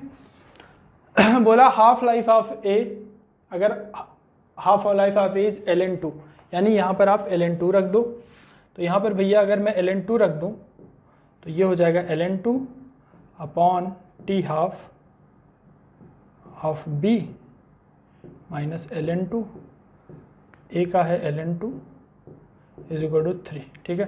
तो ये एक से एक कटेगा, 4 हो जाएगा और टी हाफ हो जाएगा आपका b और ln2, ठीक है यार, सॉल्व कर लेना, ये 4 हो जाएगा और आप इस साइड ये जाके 4 हो जाएगा और ये ln2 बाई 4 हो जाएगा, ठीक है, ln2 बाई 4। देख लो कौन सा ऑप्शन मैच कर रहा है, ये वाला मैच कर रहा है, and this will be the correct one. Simple सा क्वेश्चन था, इसको नोट कर लें बच्चे, फिर हम आगे चलते हैं। आगे देखते हैं बच्चों, नेक्स्ट क्वेश्चन देखो यार, ये 2019 में आया था, ठीक है, प्यारा सा क्वेश्चन है। दिया है using a nuclear counter the count rate of the emitted particle, मतलब जो इमिट होने का रेट है उसको काउंट रेट बोला है इन्होंने, और बोला है count rate of emitted particle from the radio active source is measured. मान लो एक रेडियो एक्टिव सोर्स है, इससे इमिट हो रहे हैं particles at t is equal to 0 1600 count per second and at t is equal to 8 it was 100 count per second, ठीक है। बोला काउंट रेट क्या होता है, मतलब इमिट होने की रेट, ठीक है, इमिट होने की रेट को ही बच्चे हम क्या बोलते हैं, एक्टिविटी बोलते हैं, ठीक है, एक्टिविटी। तो बोला है ये बेसिकली एक्टिविटी जो t इज इक्वल टू 0 पर है, t इज इक्वल टू 0 पर एक्टिविटी को हम क्या बोलते हैं, ए नॉट से रिप्रेजेंट करते हैं, वो है 1600, ठीक है। फिर बोला t इज इक्वल टू 8 पर, t is equal to 8 second पर यही चीज हो जाती है 100, ठीक है। तो activity at any time t क्या फार्मूला हमने पढ़ा है, A naught, A is equal to A naught होता है t इज इक्वल टू 0 पर, जो कि इसने दिया है, ई की पावर माइनस लैम्डा टी, यही फार्मूला है, ठीक है। तो इन्होंने एक्टिविटी 100 कर दिया, ए नॉट 1600 है ही, कब 100 किया है बच्चे, किस टाइम पर, 8 सेकेंड पर, तो टी की जगह मैंने 8 पुट कर दिया। तो बोला है the counter rate observe as per second at t is equal to 6 second पर पूछा है। तो t is equal to 6 second पर अगेन उन्होंने एक्टिविटी या काउंट रेट पूछा है, तो हमने इसको 6 लैम्डा कर दिया। ठीक है, ए नॉट की वैल्यू है बच्चे 1600 ई की पावर माइनस लैम्डा। तो यहाँ से देखो इससे ये कटा 1/16 हुआ। ठीक है, ई की पावर माइनस लैम्डा कितना हो जाएगा, ये हो जाएगा 16 की पावर 1/8। आई होप यहाँ तक क्लियर होगा। तो ये है -6 लैम्डा, तो 1600 इंटू ई की पावर माइनस लैम्डा की पावर 6, 1600 इंटू ई की पावर माइनस लैम्डा कितना है 1/16, 1/8 है की पावर 6, तो 6/8 हो जाएगा। ये 2 3 6 2 चौक 8। ठीक है, तो ये हो जाएगा, सॉल्व करेंगे तो ये हो जाएगा 2 दूनी 4 दूनी 8 यानी 1600/8 यानी 200। ठीक है, तो 6 सेकेंड पर जो एक्टिविटी होगी बच्चे दैट वैल्यू 200। ठीक है, नोट कर लें, फिर हम आगे चलते हैं। चलिए बच्चों आगे चलते हैं, नेक्स्ट क्वेश्चन देखते हैं। तो क्या ये 2019 में क्वेश्चन ये भी आया था। ठीक है, कि थोरियम एक था, थोरियम 232, थोरियम 90। बहुत ही प्यारा सा क्वेश्चन है ये, आई थिंक केमिस्ट्री का भी क्वेश्चन कंसीडर कर सकते हो। ठीक है, ये आप खुद से ही कर लेना, मैं तो नहीं कर रहा। ठीक है, अल्फ़ा क्या होता है, अल्फ़ा के पास 2 प्रोटॉन 2 न्यूट्रॉन, तो ये अल्फ़ा को 2 4 लिख सकते हो। बोला 6 अल्फ़ा और 4 बीटा इमिट हो रहे हैं। ठीक है, बीटा को लिखते हो -1 बीटा 0। बोला कि ये इमिट करके एक नया एटम बना रहा है जिसका एटॉमिक मास नंबर ए है और एटॉमिक नंबर जेड है। तो ए और जेड की वैल्यू क्या होगी, कंपेयर कर लो, बैलेंस कर दो इक्वेशन को। जो यहाँ पर ये टोटल है वो यहाँ पर होना चाहिए, जो यहाँ पर टोटल है वो इसका सम होना चाहिए। ठीक है, आ जाएगा। तो इसको कर लेना खुद से। ठीक है, मैं नहीं कर रहा, मैं आपके लिए ही ये होमवर्क दे रहा हूँ, 19 में आया था। ठीक है, नेक्स्ट क्वेश्चन देखते हैं बच्चे। नेक्स्ट है, in a radioactive material fraction of active material remaining time t is 9/16, fraction that was remaining at t/2 is. तो देखो यार, जब भी कोई चीज़ रेडियो एक्टिव डिके होता है तो हमें ये फार्मूला याद है कि की पावर माइनस लैम्डा टी होता है। ठीक है, ये होता है रिमेनिंग पार्ट, ये होता है इनिशियल पार्ट। ठीक है, इनिशियल नंबर ऑफ न्यूक्लियाई ये, और ये इसको बोलते हैं अनडिकेड एक्टिव नंबर ऑफ न्यूक्लियाई या फिर रिमेनिंग। ठीक है, ये remaining active number of nuclei होता है। तो इसने बोला है कि जो fraction of active material remaining, fraction मतलब जो एक्टिव मटेरियल रिमेनिंग है। ठीक है, ये रिमेनिंग n है, तो n/n0 जो है ना बच्चे, ये होता है फ्रैक्शन। फ्रैक्शन ये हो गया fraction of active number of nuclei remaining. ठीक है, यानी रिमेन कितना हो रहा है किसी टाइम t पर। अगर मान लो n बचता है, इनिशियल n0 रहता है। जैसे क्या होता है यार, वैसे इतना समझाने की जरूरत पड़नी नहीं चाहिए। मान लो इनिशियल n0 था, ठीक है, एक्टिव नंबर ऑफ न्यूक्लियाई, कुछ देर बाद इतना बचा, तो इसको क्या बोलोगे, इसको रिमेनिंग ही तो बोलोगे ना, remaining active number of nuclei. ठीक है, इसी को अनडिकेड बोलते हैं, रिमेनिंग बोलते हैं, सारा सेम ही लैंग्वेज है। ठीक है, तो रिमेनिंग नंबर ऑफ न्यूक्लियाई का जो फ्रैक्शन था दैट वाज 9/16। ये कितना था, इट वाज 9/16। कब, टी टाइम पर, तो लैम्डा की जगह टी बोल दिया। फिर बोला है ये फ्रैक्शन कितना हो जाएगा t/2 टाइम पर। तो यही फ्रैक्शन की अगर हम बात करें तो मान लिया मैंने n/n0 होगा फ्रैक्शन, लेकिन अब टाइम बोला है t/2, तो t की जगह t/2 पुट कर दिया। ठीक है, तो ये हो जाएगा e की पावर माइनस लैम्डा टी की पावर 1/2। e की पावर लैम्डा टी यहाँ पर कितना है 9/16, तो मैंने 9/16 की वैल्यू पुट कर दी, तो ये हो गया 3/4। ठीक है, यानी t/2 टाइम पर, मतलब t = t/2 टाइम पर जो रिमेनिंग फ्रैक्शन होगा दैट विल बी 3/4। अगर t टाइम पर आपका फ्रैक्शन ऑफ एक्टिव मटेरियल, ये जो है ना fraction of active material remaining, ठीक है, ये एक्टिव मटेरियल जो रिमेन कर रहा है उसका फ्रैक्शन अगर t = t पर 9/16 है, तो t/2 पर हमने n/n0 माना और वैल्यूज पुट की, तो 3/4 आया। तो this option will be correct. ठीक है, आइए बच्चों नेक्स्ट क्वेश्चन भी देख लेते हैं। ये आया था आपका 2020 में, the radioactive nucleus decays by 2 different process. मैंने पहले बताया था कोई मटेरियल है अगर 2 डिफरेंट प्रोसेस से डिके हो, एक λ1 एक λ2, तो जो लैम्डा इफेक्टिव या लैम्डा इक्विवेलेंट आता है दैट विल बी λ1 + λ2 होता है। तो वही इसी टाइप का कुछ क्वेश्चन है। The half life of first process is 10 second और half life of second process is 100 second, तो इफेक्टिव हाफ लाइफ कितना होगा, ठीक है। तो इफेक्टिव हाफ लाइफ की बात करें तो हमें याद है कि हाफ लाइफ की जैसे ही बात करें बच्चे, वो हाफ लाइफ की जैसे ही बात करें तो हाफ लाइफ का फार्मूला ये होता है ln2/λ, ठीक है। इफेक्टिव की अगर बात कर दे तो इफेक्टिव लगा लो ln2/λ इफेक्टिव, ठीक है, हो गया। यही पूछना चाह रहा है। तो अगर आप इससे देखोगे तो आप इसको रिप्लेस कर सकते हो, लैम्डा को रिप्लेस कर सकते हो ln2/t½ effective, ln2/t½ in first case plus ln2/t½ in second, ठीक है।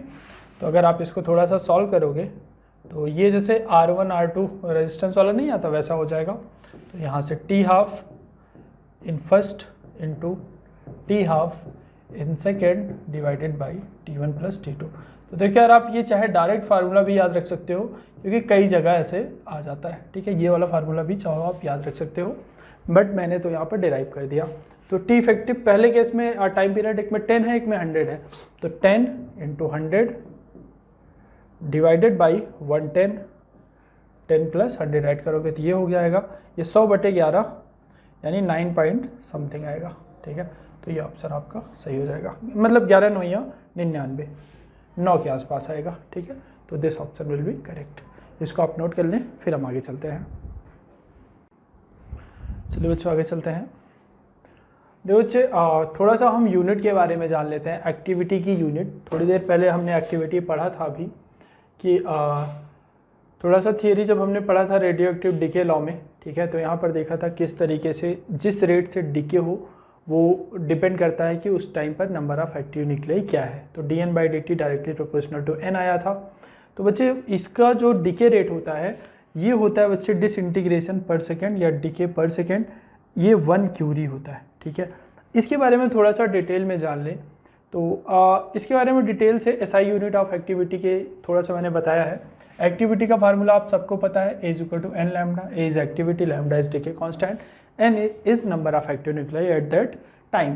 तो यूनिट बच्चे इसका DPS होता है, कहीं पर DPS लिखा हुआ मिलेगा, उसी को डिसइंटीग्रेशन पर सेकेंड या डिके पर सेकेंड बोलते हैं। इसका एक यूनिट बैकुरल भी होता है, उसी को BQ बोलते हैं, या फिर क्यूरी होता है उसको CI बोलते हैं, ठीक है। क्यूरी को CI बोलते हैं। तो ये 3 यूनिट लिखी हुई आपको मिल सकती हैं, ठीक है। अब यहाँ से 1 क्यूरी बहुत इंपॉर्टेंट है। 1 क्यूरी बराबर होता है 1 CI, CI तो क्यूरी का सिंबल ही है। ये होता है 3.7 × 10⁻10 क्या DPS यानी डिसइंटीग्रेशन पर सेकेंड, दिल्ली पब्लिक स्कूल नहीं, डिसइंटीग्रेशन पर सेकेंड। और ये जो है ना 3.7 DPS जितना होता है वही बैकुरल होता है, ठीक है। चाहे आप 1 DPS लिखो या फिर 1 बैकुरल, उसी DPS को बैकुरल के नाम से दे दिया गया है, ठीक है। तो 1 DPS या फिर 1 बैकुरल सेम चीज़ है, लेकिन 1 क्यूरी इज इक्वल टू होता है 3.7 × 10⁻10 बैकुरल या DPS, ठीक है। तो ये यूनिट है। अब आइए जानते हैं एक प्यारा सा क्वेश्चन। इसमें बच्चे हाफ लाइफ ऑफ बोला है, हाफ लाइफ ऑफ AU, ठीक है। एक कोई मेंस में आया था ये क्वेश्चन, इसका जो हाफ लाइफ है AU का दिया है 198, हाफ लाइफ इसके लिए दिया है t½ is equal to 2.7 days, ठीक है, ये दे दिया। फिर बोला है the activity of 1.5 milligram of AU if its weight is 198 ग्राम पर मोल, Na अवागाद्रो नंबर भी दिया है। एक्टिविटी पूछा है, एक्टिविटी होता क्या है। एक्टिविटी हमने पढ़ा है A = n λ, बहुत सारे क्वेश्चन इस पर बेस्ड हमने कर लिए हैं, ठीक है। एक्टिविटी पूछा है, लैम्डा क्या हमें पता है, नहीं पता, लेकिन हमें t½ पता है। और हमें t½ अगर पता है और हमें एक चीज़ याद है कि t½ होता है ln2/λ, तो लैम्डा तो भैया हम यहाँ से निकाल लेंगे, t½ को कन्वर्ट कर लेंगे सेकेंड वगैरह में, ठीक है, और वैल्यू यहाँ पर पुट कर देंगे तो लैम्डा तो हमारा यहाँ से आ गया, इसकी झंझट तो समाप्त हुई। लेकिन n क्या है, n होता है नंबर ऑफ एक्टिव न्यूक्लियाई, ठीक है, नंबर ऑफ एक्टिव न्यूक्लियाई यानी कितने एटम प्रेजेंट है। न्यूक्लियाई क्या होता है, न्यूक्लियाई होता है बच्चे एटम के अंदर, ठीक है। नंबर ऑफ एक्टिव न्यूक्लियाई का क्या मतलब, नंबर ऑफ एक्टिव न्यूक्लियाई जितने एटम होंगे उतने ही तो न्यूक्लियाई होंगे ना। तो यानी हमें नंबर ऑफ एक्टिव न्यूक्लियाई पता करने के लिए हमें एटम पता करना पड़ेगा, तो उसके लिए हम क्या करेंगे, हमारे पास है बच्चे इसका वेट W पता है, इसका एटॉमिक वेट पता है, ठीक है। तो नंबर ऑफ मोल क्या हो जाएगा, नंबर ऑफ मोल हो जाएगा W/m, ये हो गया नंबर ऑफ मोल। W क्या पुट करेंगे, W बच्चे हम ग्राम में पुट करते हैं क्योंकि ये ग्राम पर मोल है ना, तो W आप ग्राम में पुट करोगे 1.5 मिलीग्राम है तो 10⁻³ ग्राम हो जाएगा। एटॉमिक वेट है 198, तो ये तो नंबर ऑफ मोल आ गया। लेकिन हमें चाहिए क्या, हमें चाहिए नंबर ऑफ एक्टिव न्यूक्लियाई यानी नंबर ऑफ एटम चाहिए। तो नंबर ऑफ एटम क्या हो जाएगा, नंबर ऑफ एटम या फिर नंबर ऑफ एक्टिव न्यूक्लियाई, वो क्या हो जाएगा बच्चे, वो n हम n से रिप्रेजेंट करते हैं, वो हो जाएगा मोल। जैसे कि होता नहीं कि नंबर ऑफ एटम कितने होते हैं, मोल इनटू अवागाद्रो नंबर, यही इसी से तो निकालते हैं ना। तो यहाँ आप मोल लिख देंगे और अवागाद्रो नंबर इन्होंने दे रखा है यहाँ पे, ठीक है, अवागाद्रो नंबर दे रखा है, तो यहाँ से हमें n पता चल जाएगा, ठीक है। तो आप यहाँ n की वैल्यू पुट कर देंगे इससे और लैम्डा की वैल्यू पुट करेंगे यहाँ इससे, ठीक है। तो फिर जो आएगा वो डिसइंटीग्रेशन पर सेकेंड में आएगा, लेकिन इन्होंने क्यूरी में पूछा है, ठीक है, क्यूरी में पूछा है। तो अगर हमारे पास सपोज करें ये समथिंग आया DPS, डिसइंटीग्रेशन पर सेकेंड, क्योंकि आप ये सब सेकेंड में पुट करना है भैया, T½ इसको सेकेंड में कन्वर्ट कर लेना, ठीक है। तो ये हमारे पास आएगा डिसइंटीग्रेशन पर सेकेंड, एक्टिविटी कुछ आएगी। लेकिन क्यूरी में पूछा है, तो क्यूरी में बताने के लिए बच्चे, जैसे हमारे पास कोई चीज़ यार मान लो 100 जूल आई, ठीक है, या फिर देखो 100 किलोग्राम, ठीक है, ये आई, ठीक है, या 100 ग्राम मान लो, ठीक है, 100 ग्राम मान लो, ठीक है। इसको अगर हमें किलोग्राम में बता रहे हैं तो हम क्या करते हैं, हम 1 kg से डिवाइड ही तो करते हैं, ठीक है। तो इसी तरीके से अगर आपको ये डिसइंटीग्रेशन पर सेकेंड में आया है, ठीक है, जैसे जूल में आता है, जब हमें जैसे हमें पता है 1 इलेक्ट्रॉन वोल्ट बराबर होता है 1.6 × 10⁻19 जूल, ठीक है, यही होता है। तो अगर कोई चीज़ 16 जूल आती है, कोई चीज़ 16 जूल आती है और हमें उसे किस में कन्वर्ट करना होता है, इलेक्ट्रॉन वोल्ट में, तो यहाँ 1 जूल की वैल्यू क्या रखेंगे, 1/1.6 × 10⁻19 जूल, यही तो ये कन्वर्ट हो जाता है बच्चे इलेक्ट्रॉन वोल्ट में, ठीक है। ध्यान से देखो, अगर हमारे पास कोई चीज़ 16 जूल करके लिखी है और हमें उसे बताना है इलेक्ट्रॉन वोल्ट में, तो हमें पता है 1 जूल बराबर 1/1.6 × 10⁻19 इलेक्ट्रॉन वोल्ट होता है, तो हम उसी से इसको मल्टीप्लाई करते हैं, ठीक है, और ये इलेक्ट्रॉन वोल्ट में कन्वर्ट हो जाता है। उसी तरीके से अगर ये आपके पास क्यूरी का बोले, ठीक है, DPS में आएगा डिसइंटीग्रेशन पर सेकेंड, लेकिन अगर क्यूरी में पूछे, हमें पता है 1 क्यूरी बराबर होता है 3.7 × 10⁻10 DPS, ठीक है। तो आप एक्टिविटी ये जो है ना, जो ब्रैकेट के अंदर जो भी आएगा वो लिखेंगे और DPS की जगह 1/3.7 × 10⁻10 CI, ठीक है, ये लिख देंगे, ठीक है। तो ये DPS जैसे ये तो लिख ही लेंगे, और 1 DPS ये क्या है, 1 DPS है, तो 1 DPS अगर आप यहाँ से वैल्यू देखेंगे तो इसको इस साइड ले जाए तो 1/this क्यूरी हो जाएगा, तो यहाँ से आपका आंसर आ जाएगा, ठीक है बच्चे। इसके क्वेश्चन थोड़े से कैलकुलेटिव होते हैं, ठीक है, अपने पास टाइम कम है तो आप इसको कैलकुलेट करके देख लीजिएगा। मेथड मैंने आपको बता दिया कि किस तरीके से करना होता है, ठीक है, थोड़ा सा अच्छा क्वेश्चन था। फिर आइए आगे चलते हैं। ये क्वेश्चन आया था बच्चे प्यारा सा, इसको आप खुद से करने का एक बार प्रयास करें। देखो लिखा था calculate the time interval between 33% decay और 67% डीके, ये पूछा है। Half life of substances 20 metre, ठीक है, ये दिया है। तो हमें पता है डीके वगैरह क्या होता है, डीके का जो फार्मूला होता है यही होता है, ठीक है। ये क्या होता है, ये होता है नंबर ऑफ रिमेनिंग न्यूक्लियाई, ठीक है, ये क्या होता है, ये होता है नंबर ऑफ रिमेनिंग न्यूक्लियाई। बोला 30% डीके हो गया, मैंने माना कि किसी टाइम पर देखा कि अगर 30% डीके हो चुका है, तो अगर 33% डीके हो चुका है तो रिमेनिंग कितना बचा होगा, रिमेनिंग बचा होगा बच्चे 67%। तो 67% बचा होगा, ठीक है। तो देखो 67% रिमेनिंग है, ठीक है, 67% रिमेनिंग मतलब 0.67 n0, ठीक है। अगर इनिशियल n0 रहा होगा, और फिर से सुन लें, बहुत ही प्यारा सा क्वेश्चन है। इसमें बोला है टाइम इंटरवल बच्चे हमें 33% जब तक डीके हो चुका है और जब 67% डीके हो चुका, मान लो 33% डिके हो चुका था t = 5 सेकेंड पर, और 67 डिके हो गया t = 8 सेकेंड पर। तो इन दोनों के बीच का टाइम इंटरवल हमें बताना है। तो दोनों के बीच का टाइम इंटरवल कितना हो जाएगा? 3 सेकेंड। तो यही बच्चे हमें बताना है, ठीक है। तो हमने क्या किया, हमने माना जब 33% डिके हो चुका होगा तो उस टाइम पर रिमेनिंग नंबर ऑफ न्यूक्लियाई, ये इसको क्या बोलते हैं? रिमेनिंग ही तो बोलते हो ना। तो रिमेनिंग होगा 67% यानी 0.67 n नॉट। तो ये हो गया e⁻λT1। फिर बोला इतना डिके हो गया, कितना? 67% डिके हो गया जब। तो जब 67% जिस टाइम पर डिके हो गया होगा तो रिमेनिंग 33% बचा होगा, यानी रिमेनिंग की जगह हमने 0.33 रखा और ये हो गया n नॉट e⁻λT2। इससे ये कटा, ये 33/100 e⁻λT2, ठीक है। और ये हो जाएगा 67/100 e⁻λT1, ठीक है। डिवाइड कर लो यार, ठीक है। तो यहाँ से अगर आप डिवाइड कर लेते हो इसको तो 67/33 हो जाएगा और e⁻λT1 upon e⁻λT2 e⁻λT2 minus T1, ठीक है। ये हो गया।